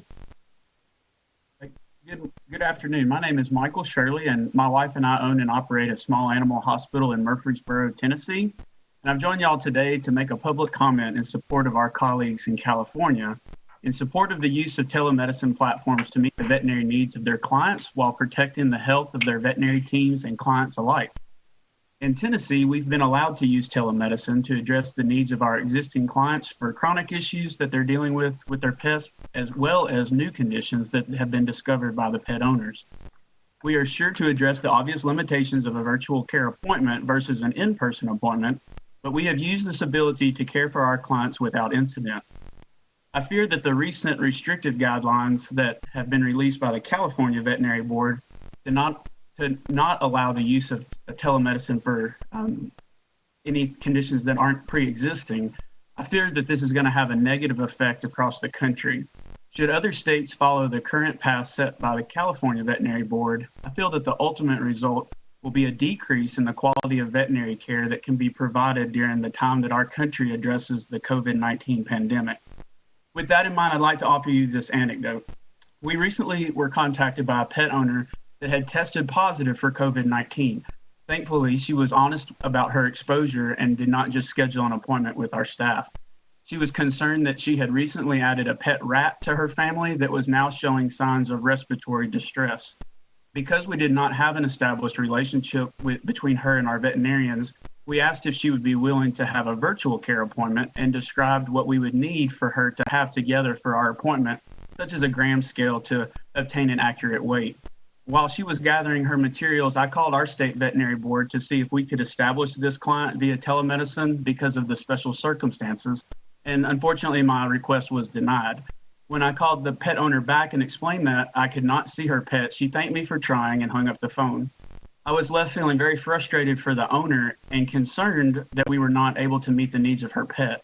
I also fear that should the pet owner have continued to seek medical attention with her pet, that we had just educated her to hide the fact that she was COVID-19 positive in a quest to find help for her pet. That potential risk could have been mitigated by allowing the use of telemedicine. I ask that the board please reconsider your position and allow the use of telemedicine platforms to be utilized by veterinary professionals in California to meet the needs of their clients while protecting the health of all the people involved in the process. Thank you. Thank you. We will move on to the next individual who indicated they would like to make a comment, an individual by the name of Karen Atlas. Karen, I will be unmuting your microphone in a moment. Karen, your microphone is unmuted. Oh, thank you. Thank you for taking the time to listen to my comments. I want to make sure you heard from those that are concerned about the urgent telemedicine issue before I chimed in about something else. My name is Karen Atlas, and I'm the president of the Animal Physical Therapy Coalition. We're a grassroots coalition who represents veterinarians, physical therapists, RVTs, and consumers. And we've been active in furthering common sense animal rehab regulations and legislation in California. Animal rehab has been a hotly debated issue with this board for approximately 15 years now. California consumers, PTs, vets, and vet techs have historically objected to relegating qualified and licensed animal PTs to being merely an unlicensed vet assistant and forcing them to work only under direct supervision and only at a veterinarian's clinic and hospital has been objected. For years, the consumers have been spoken loud and clear on this issue and don't want their access to or choice of animal PT taken away from them. And for years, the California veterinarians have been spoken loud and clear as well, and they have been wanting to be empowered to refer their animal patients to a qualified PT so that they could better interprofessionally collaborate and provide a much more realistic model to provide indirect supervision rather than being forced to provide direct supervision. I'm fearful these voices are not being taken into consideration. Now the VMB is proposing animal rehab regulations once again that will negatively affect the consumer vets and PTs. The VMB initiated the 45-day public comment period on March 12th, right when the global pandemic hit. I think it's fair to say that most people have been pretty preoccupied with dealing with their personal matters in this pandemic. So we have asked that the 45-day public comment period be expanded to the point at which the public hearing will be held on this matter. In the past, there have been thousands of petition signatures, hundreds of letters submitted, and the comments just have not seemed to make an impact on this board's decision. Unfortunately, our request to expand the 45-day public comment period, considering the global pandemic, was denied by the board. It's my hope that the board again reconsider lengthening the time to allow for public comment written submissions, given this unusual circumstance we find ourselves in. Thanks so much. We will move on to the next individual who has indicated they would like to make a public comment. Individual by the name of Aaron Carroll. Aaron, I will be unmuting your microphone in a moment. Aaron, your microphone is unmuted. Hi, thank you for taking my comment. I am a registered veterinary technician in Los Angeles. I'm considered an essential employee. I go to work 4 times a week still. I have small children at home. And I would just like to echo, excuse me, the sentiment of relaxing telemedicine restrictions for veterinary services in California immediately. I trust my vets to know when they need to physically see a patient and when cases are able to be seen virtually to limit contact with the public and comply with social distancing. Thank you. Thank you. We will move on to the next individual who's indicated they'd like to make a comment. Individual by the name of Cheryl Oyang. Cheryl Oyang will unmute your microphone in just a moment. Cheryl, your microphone is unmuted. Okay, thank you. My name is Cheryl. I'm a veterinarian at the San Francisco SPCA. We've got 2 hospitals with about 30 doctors. We have about 10 to 12 doctors at the 2 practices daily that see about 15 appointments each day, including emergencies and urgent care and procedures. And we see foster patients, adopted animals, a lot of these still occurring during COVID, lots of new and previous clients every day. And we've had to reduce our caseload by more than 30% to just urgent care and emergencies. Due to COVID-19, this is the first time we've actually ventured into telemedicine. We didn't really know what to expect. The first time I did it, I found out that clients were really, really appreciative that we were offering this service so that they wouldn't have to come in and risk their families. I felt very satisfied that we were able to help these clients. I trust that as doctors, we will use our best judgments to determine what's best for the care of these individual patients and determine if there is a need for them to come in anyway. But in a lot of minor problems that may be urgent but not serious enough to warrant coming in, we can treat with video medicine using photos, videos, asking the appropriate questions, and then deciding whether they can be treated without having them come in. And it's been very satisfying. We do not want to have to deny service to clients that don't want to come in or that can't come in due to health reasons or due to transportation or other reasons.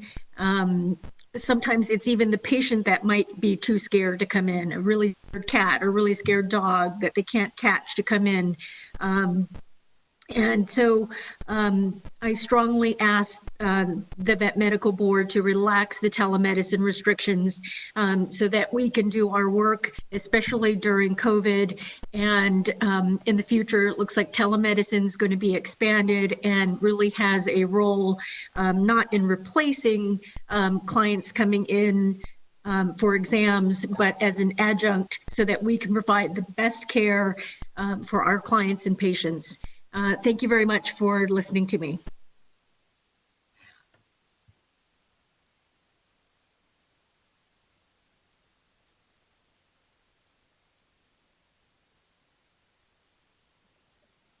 All right, we will move on to the next individual for public comment. Individuals identified themselves as a Lynn Hendricks. Lynn, I will be unmuting your microphone in a moment. Lynn, you are unmuted. Thank you, board members. I am a veterinarian in Davis, California, who owns their own house call business that deals with solely palliative and end-of-life care patients. I see patients that would not necessarily be seen or may suffer in their last months or days. I work in close contact with my clients, currently via telephone, videos that people send me, or pictures and email, in addition to the first appointment that I have where I see them in person. It would help us to increase the care of these vulnerable animals, especially during this time of public health crisis. Being able to help people, keeping them and my staff safe, is a moral and health concern. Due to the lack of PPE availability, we have significantly decreased the amount of clients we see so that we are not transferring disease from house to house. Even taking precautions and seeing many elderly people, I didn't want to put them at higher risk. This would allow our very important business to continue, having the ability to do telemedicine to help animals who would not otherwise be seen at the end of life without putting their owners at additional risk. Thank you for your time and consideration.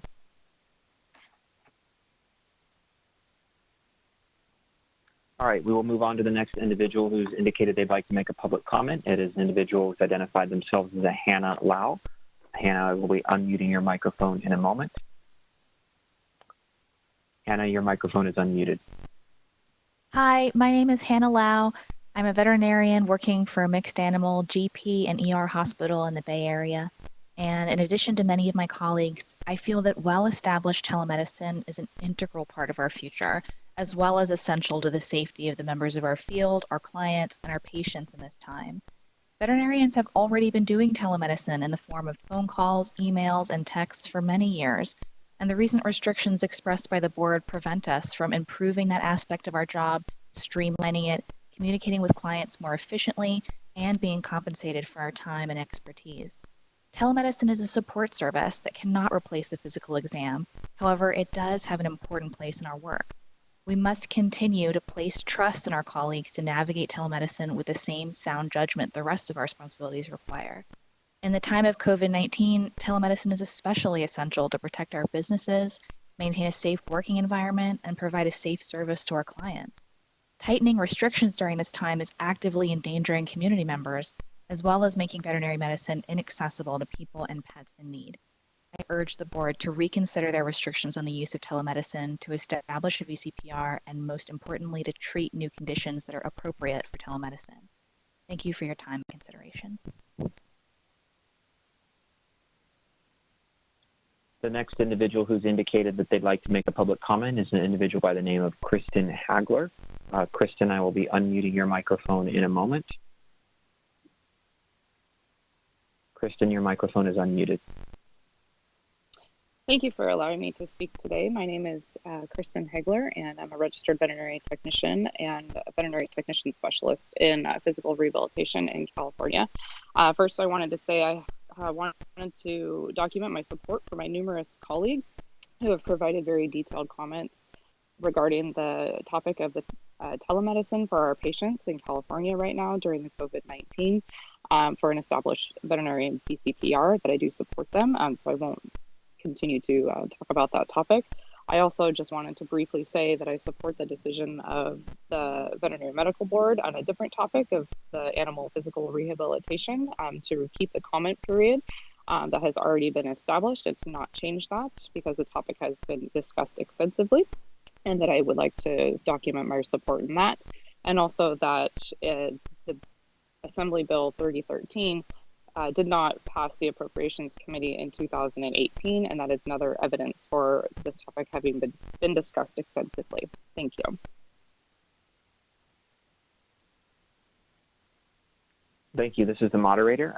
We'll now go to the next individual who's indicated they would like to make a comment. It's an individual identified themselves as a Jeff Pollard.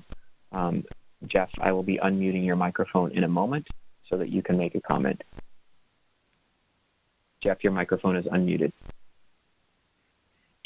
Hi, I just wanted to mention a letter that I submitted to Executive Officer Jessica Sieferman. As the board knows, I am terming off as the chair of the Multidisciplinary Advisory Committee. And I just wanted to say that it has been an honor to work with the board, with chair members, particularly the charter people, John Klingborg, Bill Grant, Alan Drusis, and many others. I would respectfully just ask her to share my letter with the board members, and thank you very much.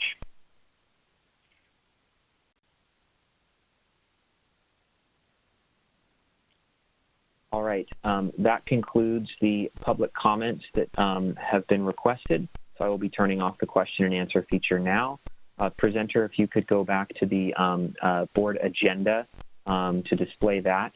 And I wanted to confirm for the board president, I did go through and look for the individuals who were called upon but didn't answer, Solomon Stupp and Gina Valdez.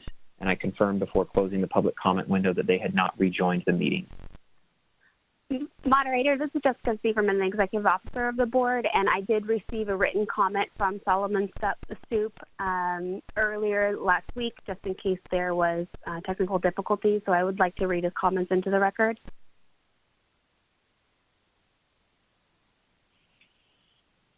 Okay, go for it. Okay. So he sent in two different public comments, and I'm going to read both of them.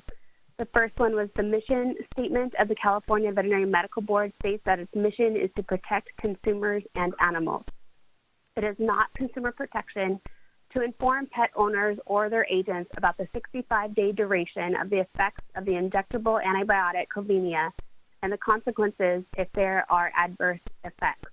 Why are pet owners or their agents not informed about the precautions needed when there is severe renal dysfunction? Therefore, it is unethical and unprofessional to inject the antibiotic Covinia into pets without first informing pet owners or their agents about the risk of the actual duration of effects, 65 days, and without first warning about special precautions needed when there are pre-existing conditions such as severe kidney disease. The second comment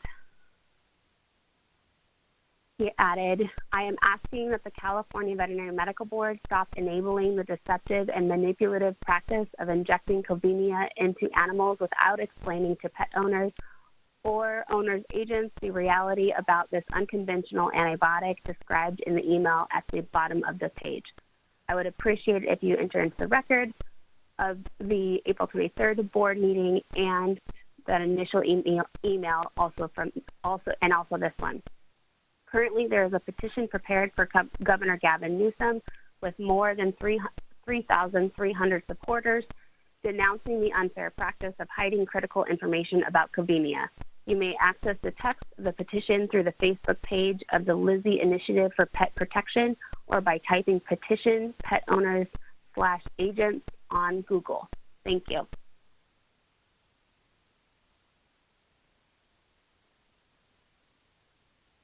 And that concludes his public comment.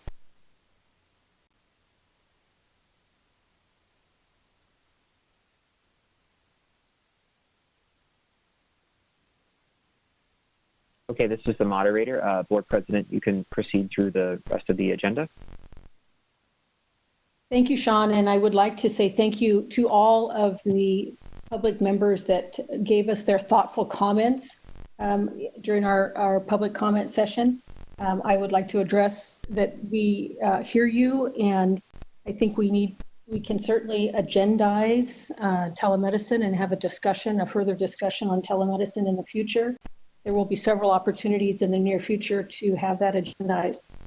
I would also like to encourage the students. We certainly have been working closely with the veterinary schools, with the OPES, who actually writes the testing for the California State Exam, and the PSI, which are the testing centers. We have been working closely to resolve these testing issues.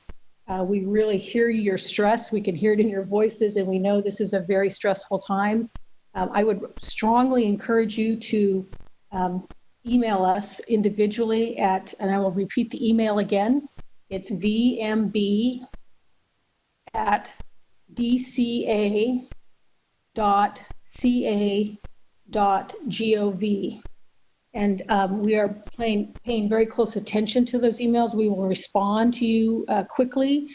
I do think that I need to let you know that we don't have authority as a board to waive licensing requirements, including examinations, but we have certainly been in discussions on how to help you get through the process of licensing and get you out into the field and working at this point. So please go ahead and send us an email. There's also an email, actually you can join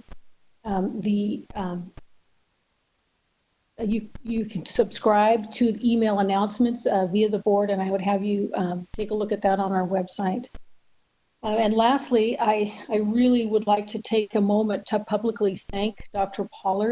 Jeff Pollard, who has recently just left our MDC. Thank you so much, Dr. Pollard. I know all of the board members and myself have been so grateful for your excellent leadership and your hard work over the years, and you will be missed. So I wanted to say that publicly. Board members, do you have any other comments to make before I move on to the fourth item on our agenda?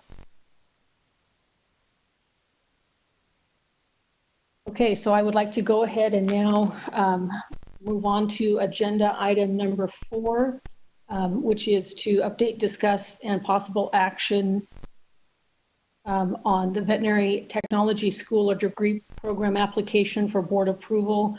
I'm going to turn the floor over to Justin Sotelo, who is the lead administrative and policy analyst. Justin, can you take the floor? Yes, I can. Thank you, Dr. Nolan. Can everybody hear me? Yes. Okay, perfect. So today the board is being asked to consider approving a regulatory proposal Essentially, this is a modification to our previous emergency fee schedule proposal. This modification would add a new fee in regulation under CCR section 2071. Specifically, this new fee would be an application fee for approval and subsequent reapprovals of California RVT schools and programs, those that are accredited by AVMA and the California alternate route programs as well. So just to clarify, this is a fee for RVT schools and programs. It's not a fee for individuals, not a fee for applicants. So how did this come about? The board probably recalls that it had previously approved a separate regulatory proposal, something we have referred to as the RVT education rulemaking package. And this proposal does a variety of things. One, it would create an exemption for RVT students in their final year of study. It will, in greater detail, outline criteria and minimum requirements for alternate route programs. It also makes some clarifying changes to the regs with regard to approving RVT schools and programs. And it also does a number of other minor clarifying changes to those regulations. So recently, our DCA budget office was once again reviewing this package, the RVT package, and some questions came up from their staff with regard to costs associated with reviewing and approving RVT schools and programs. And our regulations, as you may know, also discuss the required on-site inspections of programs that we are required to do every 4 years.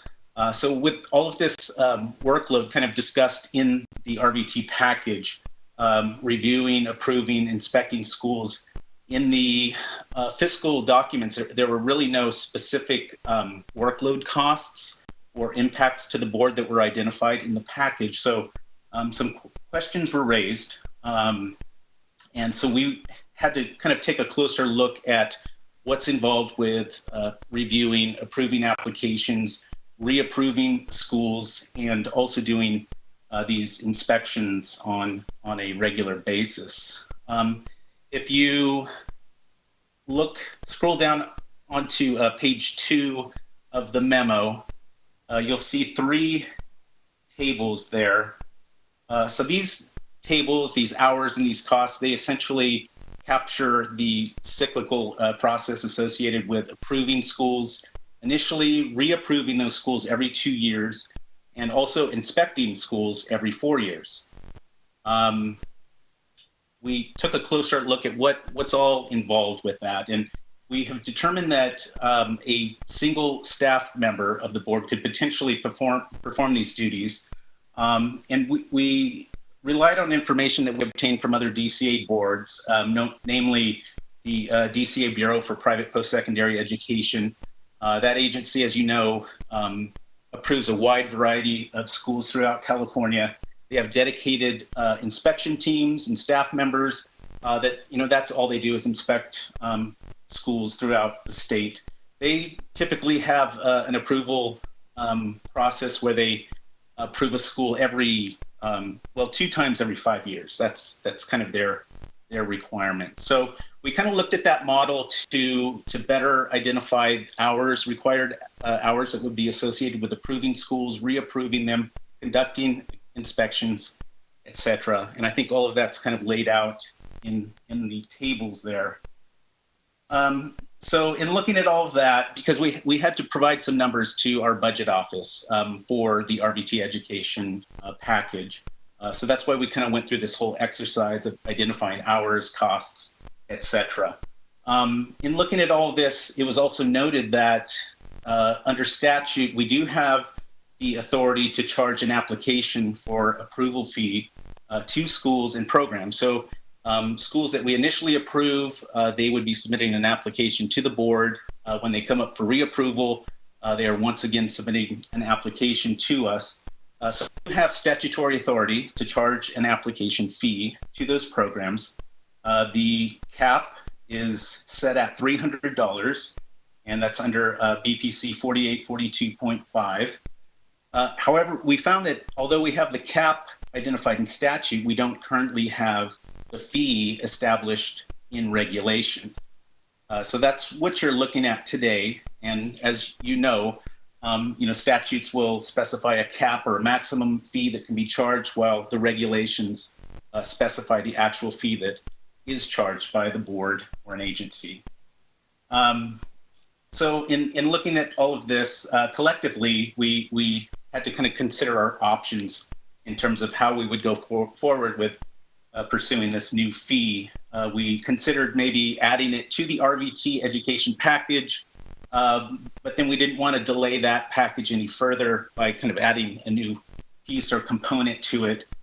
We considered maybe just pursuing this as its own reg proposal, but then we also looked at the fact that we are currently following up on our emergency fee schedule proposal that was approved by the Office of Administrative Law in January. So we're in the process of pursuing the proposal that would permanently put those new fees in regulation. So we saw an opportunity to put this new fee into that proposal. So we wanted to make sure that that would be okay. We reached out to the Office of Administrative Law just to make sure it wouldn't present an issue if we were to plug in this new fee into that package. We were told that it would not present an issue.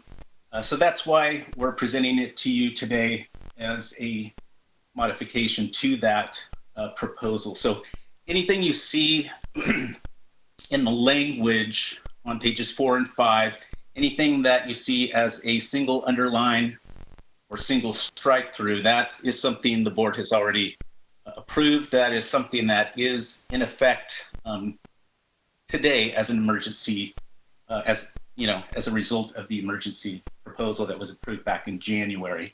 So the new piece, the new fee would be plugged into CCR 2071.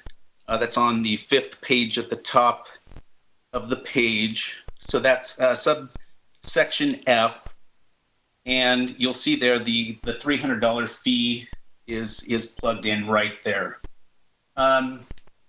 So you might, well, I'm sure you've read, but the cap is $300. We're proposing to set the fee at $300, just given the workload costs that are identified on page 2. If you look at what we would collect in application fees from these programs, we're looking at approximately 17 AVMA California schools in California and about 8 to 10 RVT programs. That's about 25 programs times $300.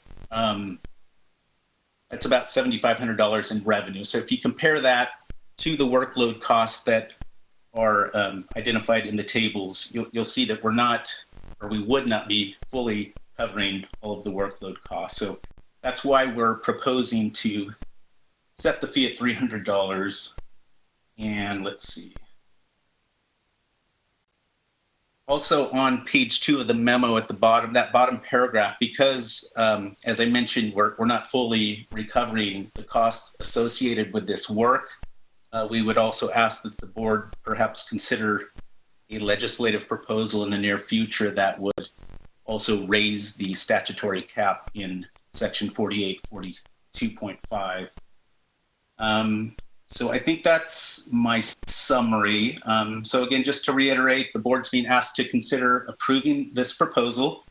This would essentially be modifying the prior emergency fee proposal that the board has approved, and we would be adding the new $300 fee, application fee for schools and programs, RVT schools and program, in regulation under section 2071. And that kind of concludes my statements, unless there are any questions or comments. I have a question for you, Justin. If you would have them scroll to the charts that you referred to. Yes. And you can clarify this if I'm wrong, but if you look at the second and third chart, you're talking about cost for every 2 years and cost for every 4 years. So those total costs would actually be spread out over a period of time. So this is not an annual cost estimate that you're showing us. The way it's laid out, so, and the way it reads in statute and regulation, we would initially approve a program, and then after that, the statute requires that we reapprove, or that approvals are good for 2 years. So there's kind of this 2-year cycle where we're reapproving programs, but also on a separate track and identified in the regulations are the inspection requirements. And those are required to occur every 4 years. And I'll clarify too that for the inspection piece, I think that mainly would pertain to the alternate route program. If you read in our regulations, accredited programs, AVMA programs, they are deemed approved. They're still required to submit an application with us, and inspections of those programs are at the discretion of the board. So I mean, my understanding is that the inspections would not be required for those programs specifically, unless there are circumstances that would warrant an inspection.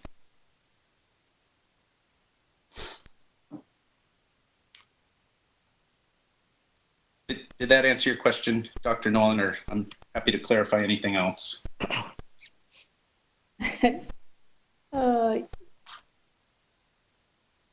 Yeah, that answered my question. Does any other board members have questions for Justin? This is Kathy Bowler. Could I ask a couple? Absolutely. Okay, thanks, Justin. And this is kind of a follow-up. Is there a renewal fee that they pay every 2 years for reapproval, or is it initial one-time application fee? I was unclear in your. Yeah, I think I guess you could call it a renewal. It's referred to as reapproval in the regs, or also a reapplication for approval. So if you were to read, I think I referenced it, it's section 4843 in the statutes. That is where it indicates that an approval is for a 2-year period, and that approval essentially expires, and then the school would be up for a reapproval at that point. Okay, so it's kind of a rolling $300 initial fee, and then another $300 every 2 years, depending on when their initial one was done for the reapproval. Is that, I'm trying to look at the fee income versus the costs. Yeah, my understanding is that they would pay, essentially, it would be like a renewal, $300 every 2 years. Okay. And then I think we can't really answer this, but my question was, is there a way to codify the average annual cost to the board, given the breakdowns you've got here? It's not the full, 55,000 listed, but I'm just wondering budget-wise if there's a determination of what, we know what the initial approvals will cost for sure, but as they roll through the renewal process, is there an average cost that the budget will be applied to the budget for these? Or is it already? I'm sorry. I don't know if I can answer that. I might defer to Jessica if you're able to answer that or respond to that, Jessica. So it wouldn't go as a line item in the budget. It would be in part of the revenue that we recoup, so it would go into the fund. Okay. And then my last question is, I really do think we have to, as a board, consider strongly moving forward with some sort of change in statute. The fact that for-profit programs that are, charging thousands and thousands and thousands of dollars to students have only a $300 application fee cap seems absurd to me personally. And just, I know that's a longer term discussion and process, but I know we're raising it to the maximum limit, but the maximum limit seems sort of absurd given the situation, given what's being approved and inspected, et cetera, kind of like considering what we're looking at potentially larger practice premises license fees for the future. But anyway, that's all I had. Okay, thank you. Any other board members have a comment about this? I do. I just want to clarify with Jessica. Is the reason why this, up until this point, has not been in regulation because we're not currently doing the inspections? We've been kind of relying on AVMA to, if AVMA accredited, it's been accredited by them, it's okay with us. Because we, the board, currently are not inspecting programs, right? Correct. We are not inspecting programs right now. This, I believe, for the alternate route programs has a delayed implementation date, and this rulemaking packet was submitted quite some time ago, and so we're trying to get this through as quickly as possible, and then roll out the plan for the inspections. Yeah, because a while ago we had decided that we are going to start inspecting the programs, and so that's why it has not been in regulation up until now. That's my understanding of this. And I support it. I'm glad it's not an increased fee to the RVT students themselves. I, of course, have a concern about the analysis part saying that it can be accomplished by one staff member. We have a lot of programs already in existence that we need more staff for, but that's a separate issue from this. Thank you, Mark. Any other board members have a comment?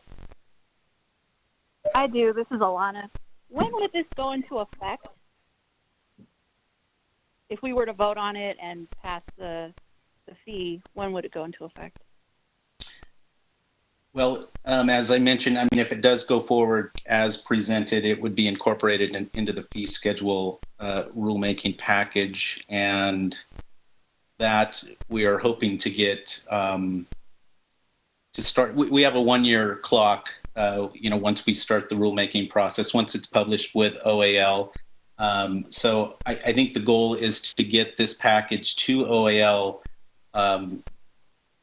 by very soon, like within the next couple of months. That would start the 1-year clock. So potentially, I mean, after July, it could potentially be in effect within 1 year of that, by July of 2021. Justin, I'm sorry, I'm going to jump in. This is Jessica again. Just to clarify, it's not the 1-year clock for this package because it's the certification that we have to do for the emergency rulemaking process. So it's a much shorter time frame, and we have to have the certification finalized by the 100-day deadline, which I believe is in July. So all of the other fees, as you all know, are currently in effect. This new one would be in effect as soon as the certification is approved by OAL. So it could be the schools could have to start paying this fee much sooner than a year, within maybe a couple of months, you're saying? So, and Justin, you can correct me if I'm wrong, but there's a delayed implementation date on these schools. And if that's the case, so we would have the authority to start charging. But again, since it's delayed implementation, if they're not ready to do this, I think that actual regulations don't take effect until the delayed implementation date. Justin, can you clarify that? Yeah, I think for the more detailed requirements that would pertain to alternate route programs, there is a delayed implementation date, and I believe it's 2024. But I think I mean, starting now, we would still be requiring that programs submit applications for approval now, and approving those and reapproving them. And then we would be able to start charging the $300 for all the AVMA ones now as well, because that delayed implementation is not to the AVMA. That is correct. My only concern is that, like, I mean, I don't even think students are able to go to school right now, correct? I just feel a little hesitant to implement this during COVID. That's why I'm hoping this can go into effect after things calm down and students are going back to school.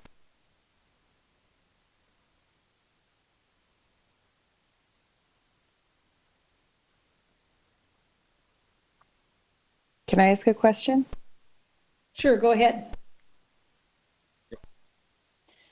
I just want to make sure I understand this, and I'm sorry if I'm a bit slow on the uptake here. So to me, what I'm seeing is that we have developed a new statute through a rulemaking process that is still sort of in the process of being approved, and they realized that there would be these added costs, and in order to at least collect some of those costs to us, we need to have something on the books with a fee. And so we want to add that fee to our emergency fee thing package, so that there's a fee in effect if the rulemaking process is approved, and this would help it become approved, and that process may be approved in the next couple of months, at which time the fees would be collected. And by doing this now, it allows us to then also ask for higher limits in the coming review of things. Am I understanding this correctly? Can you clarify what you mean by higher limits? Are you referring to when Justin said it's not going to cover the full cost, and he is recommending that we increase the fees through statute? Is that what you mean by higher limits? Yes.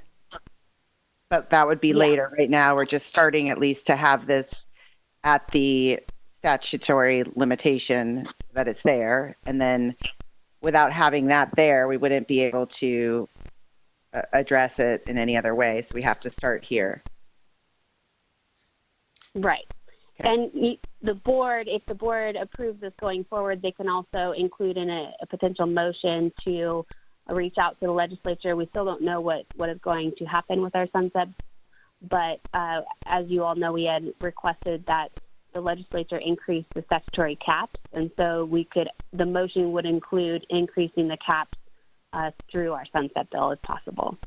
Okay, that was how I kind of interpreted this too. But am I right that this is like something that we had written and tried to get going a while ago, and it's been moving through the whole process of getting something put into statute, and it's held up right now based on this, and unless we do this, it may not even move forward? So to clarify, this is not putting it in statute. We're going to put it in regulation, and yes, this was submitted quite some time ago, before any of our current team was here. But from reading the prior packages and watching the minutes, reading the minutes, it doesn't appear there was a lot of discussion surrounding the cost. And I think the thought was that we would just be able to charge the $300, but we aren't able to charge it because, again, the statute only sets the cap and not the minimum. And so we would have to, in order to charge for this, we have to set it in regulations, and I just think that was not included in the initial rulemaking packet. Got it. Okay, thank you. Mm-hmm. Any other just to, if I can. Oh, Justin, go ahead. I'm sorry. I was just going to provide a little more background information.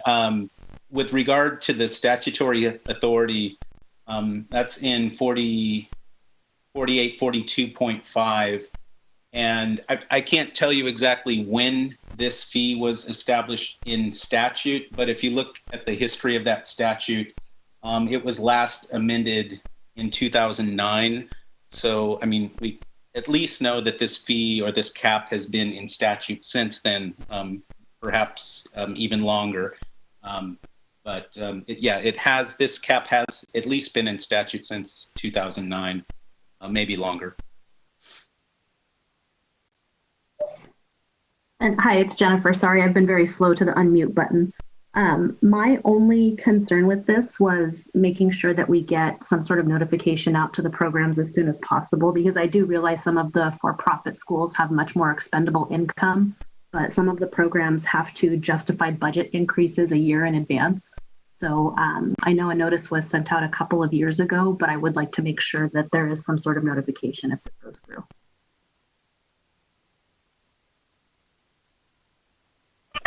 Yes, we will definitely be doing that. Thank you, Jennifer. Any other comments or questions by the board? Any public comments or questions? Thank you, Board President. I'm going to be turning on the Q&A feature now for individuals to indicate if they would like to make a comment. And then I'll ask for your patience as I'm going to actually hand the host privileges over to my co-moderator, but I'll let the public submit their request to ask questions now. I've turned on the Q&A feature so they can indicate that they would like to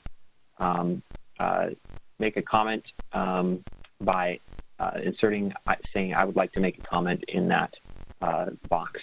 And we're shuffling some permissions around now.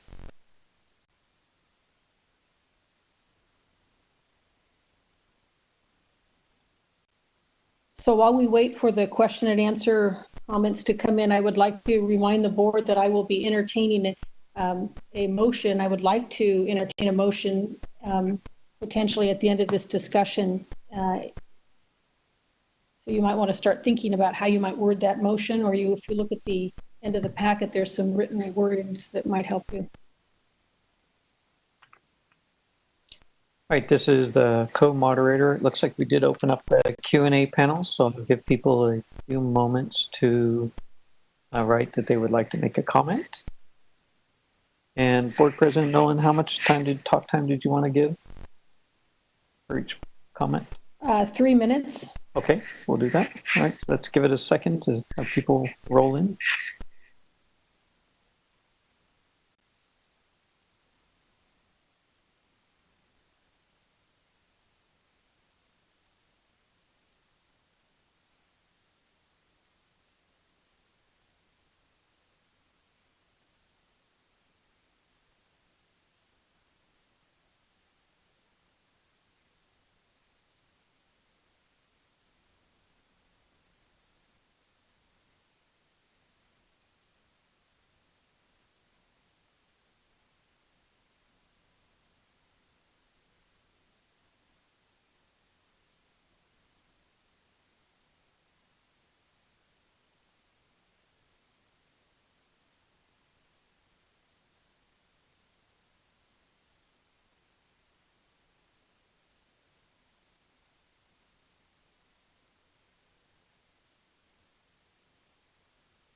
Hi, this is the moderator. We gave it a little bit, and no one has offered to leave a public comment. So we have no public comments. Okay, thank you very much. So do I have one of my board members that would like to actually help us with the motion, or would you like me to attempt one? This is Cheryl. I can make a motion. You hear me? Yeah, go ahead, Cheryl. Yes. Let's entertain your motion. I move to approve the proposed regulatory changes, direct the executive officer to take all steps necessary to initiate the rulemaking process, authorize the executive officer to make any technical or non-substantive changes to the rulemaking package, notice the proposed text for a 45-day comment period, and if no adverse comments are received during the 45-day comment period and no hearing is requested, adopt the proposed regulatory changes as modified. I'll second that. Okay, we have a motion and a second. Any comments by the board? Well said, Cheryl. Or well read. I speak well. guess I would make a comment. Do you want to add in, when you said to entertain the motion to approve the proposed regulatory changes, language for the, do you want to, for the RVT school program application fee, so it's specific? Yes, that would be good. Okay, any other comments by the board?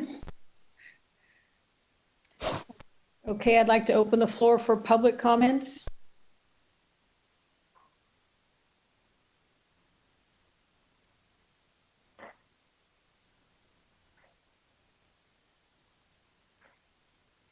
Sean, you want to go ahead and open the Q&A for public comments of the motion? Oh, I'm sorry, this is Dennis. I opened, it looks like I opened up the Q&A panel. Do you see the Q&A panel on the right? Yes, thank you. Yeah, it's open, Dennis. All right, we'll give it a bit for public comment.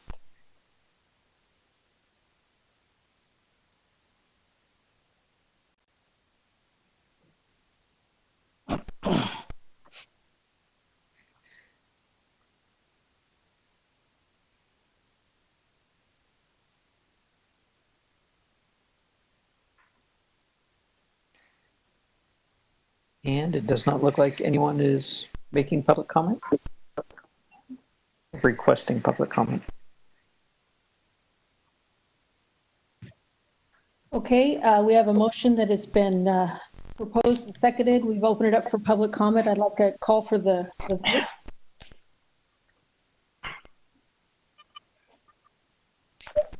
Ms. Bowler, Yes.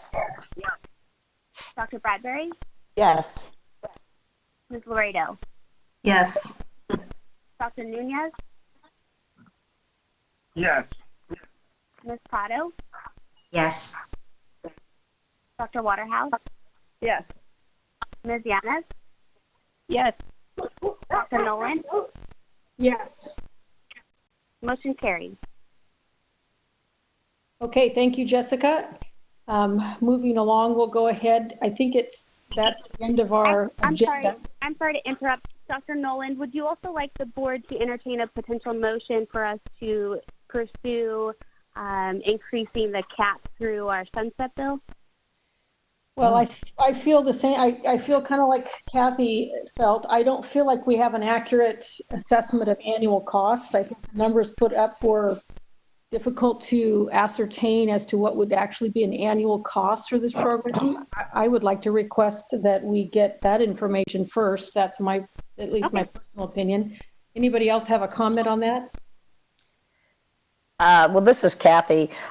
Interestingly enough, when Justin said it had been at least 2009 when that cap was created, I agree we should know what the costs are, but at the same time, I still agree that we should look at raising it somewhat to be more appropriate. But anyway, I'm willing to go with whatever.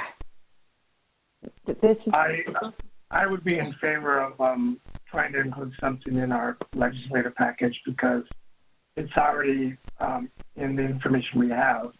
It's already not going to be enough to cover these programs.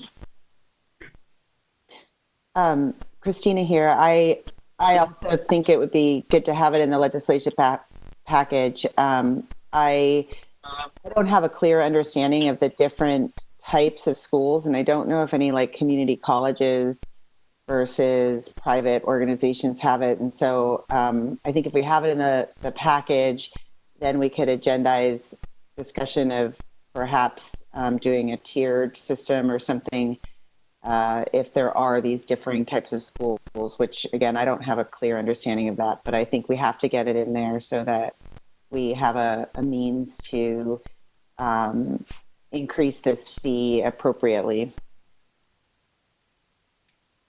At least to get the discussion going. If we do put it in there, Jessica, do we have to decide on a figure now? So I think what I would do now is I would just let the assembly consultant know that we would like to entertain increasing that statutory cap, along with the other statutory cap that we've requested increases. As you guys all may recall, the board has not decided what the statutory caps themselves should be. And so that would be part of that discussion when the board has that discussion. And I think you all recall as well that one of the requests to the legislature was to work with us on potentially increasing premises registration permits, the fees for those, and see if that would cover the revenue that we have generated for the increase to RVPs. And if not, then potentially looking at increasing the veterinarian fees as well, but less so than the premises registrations. And then the intent was to be able to lower the RVP costs, or fees, I'm sorry, Right. Through the bill. So we don't have set amounts yet, but once the board has that discussion, that's when we would have that of what the actual fee should be. Then I'd like to make a motion. Yeah. Well, can I ask a question first before you do that? Jessica, you mentioned that we would have that discussion when so my understanding is that discussion would happen at our next conference when we talk about the rest of this legislation that we have postponed talking about. Well, potentially, and I think because we don't know what's happening with our sunset bill right now, there's a lot of discussions and a lot of different options that are being considered. And so we may be discussing it when the teleconference, when we talk about all legislation. But if we hear that our sunset bill will not be going through and they just will be extending the sunset date, which I've heard is a possibility, then we may not discuss it at that time because it's not our sunset bill yet. Does that make sense? So when would we discuss it? As soon as we have the sunset bill, that if we know it's going forward, that's when we would discuss it. So it very well could be during our next teleconference when we discuss legislation. I just don't know at this point what's happening with our sunset bill. Okay, thank you. Mark, go ahead.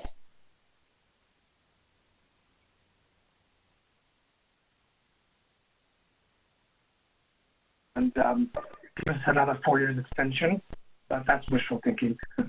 My actual motion is recommend to the legislature to raise the statutory cap of $300 in BPC section 4842.5. On RVT schools, right? That's the section. Yeah. And I'll second it. It's Kathy.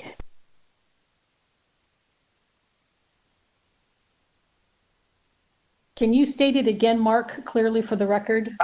Recommends the legislature to raise the statutory cap of $300 in BPC section 4842.5.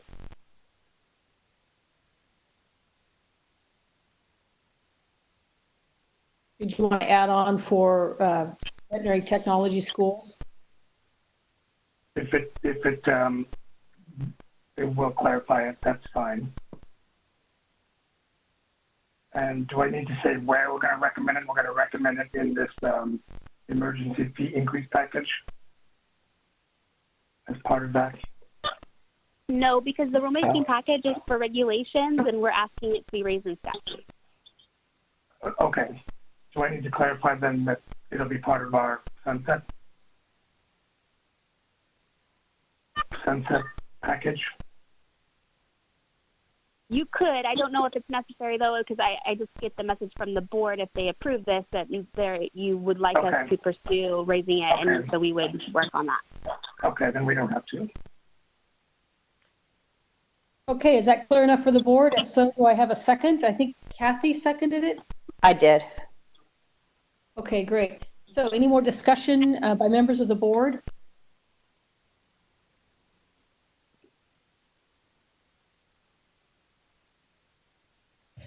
Okay, I would like to ask that they open up the question and answer for any discussion or comments from the public.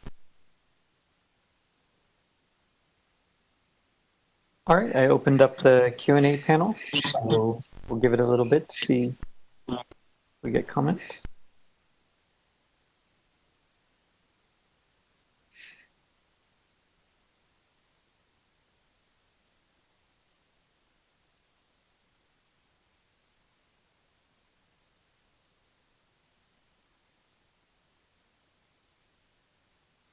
And it looks like there are no public comments. So if you'd like, I can close the public comment box.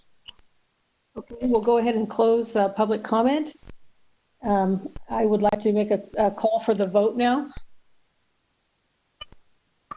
Ms. Bowler? Yes.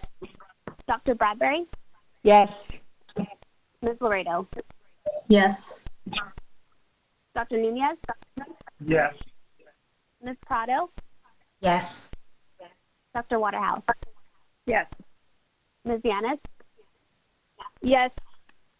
Dr. Nolan? Yes. Motion carries.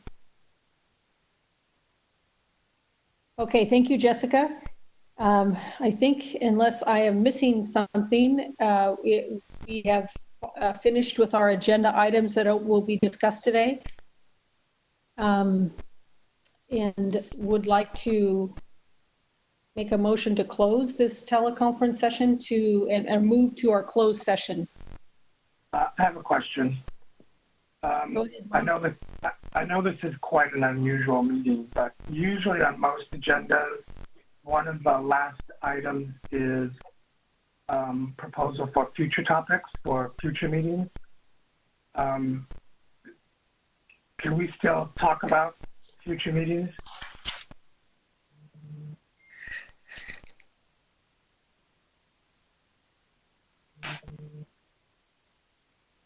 I think since that's not agendized, I don't think that you should have a full discussion on what to discuss at future meetings, but you can email the executive officer your requests for future board meeting agenda items. Yeah, I mean, I know we had to really limit the agenda items because of the situation, but shouldn't that just have normally been part of an agenda? Because the reason why I'm asking is that I would like to talk about holding a special meeting to address some of the concerns that were raised in regards to telemedicine and examinations and everything related to the COVID crisis that we're experiencing. So I think Tara was right. I think I would encourage every board member to email their proposed agenda items to Jessica so that we can consider including those in the next teleconference, which may be fairly quickly. Just to remind you, we have, depending on what happens on the legislative front, we may have to convene fairly soon. So I would encourage everyone to email those potential agenda items to Jessica. Okay. So as we move to closed session, though, I would like to remind the public and the board members that due to our technological limitations, the adjournment will not be broadcast. We will not re-adjourn publicly after the closed session. We will just close the meeting after our closed session. All right, if that's the end of today's meeting, then all the board members or This is Cheryl Waterhouse. So can we have like a 10, 15-minute break in between before we go into closed session? Certainly. You do understand you have to go to a second link you were sent. Yeah. So why don't we go ahead and reconvene at 12:45? But feel free to sign in earlier if you would like to make sure we have everything working. And Board President, this is the co-moderator. I will go ahead and activate that link as soon as this meeting closes out so folks can join early if they'd like. Okay, great. Thank you very much to our two moderators and for doing a wonderful job in getting us through this meeting. And well done, board members, and Jessica and her team. This is Tara. I'd like to just make a note that we're recessing open session at 12:30 p.m. to open closed session at 12:45, just for the record. Excellent, thank you. So with that, this open session is now closed. All right, if I could have all the board members log off this, Sean will act, or the moderator will activate the other login, and we'll get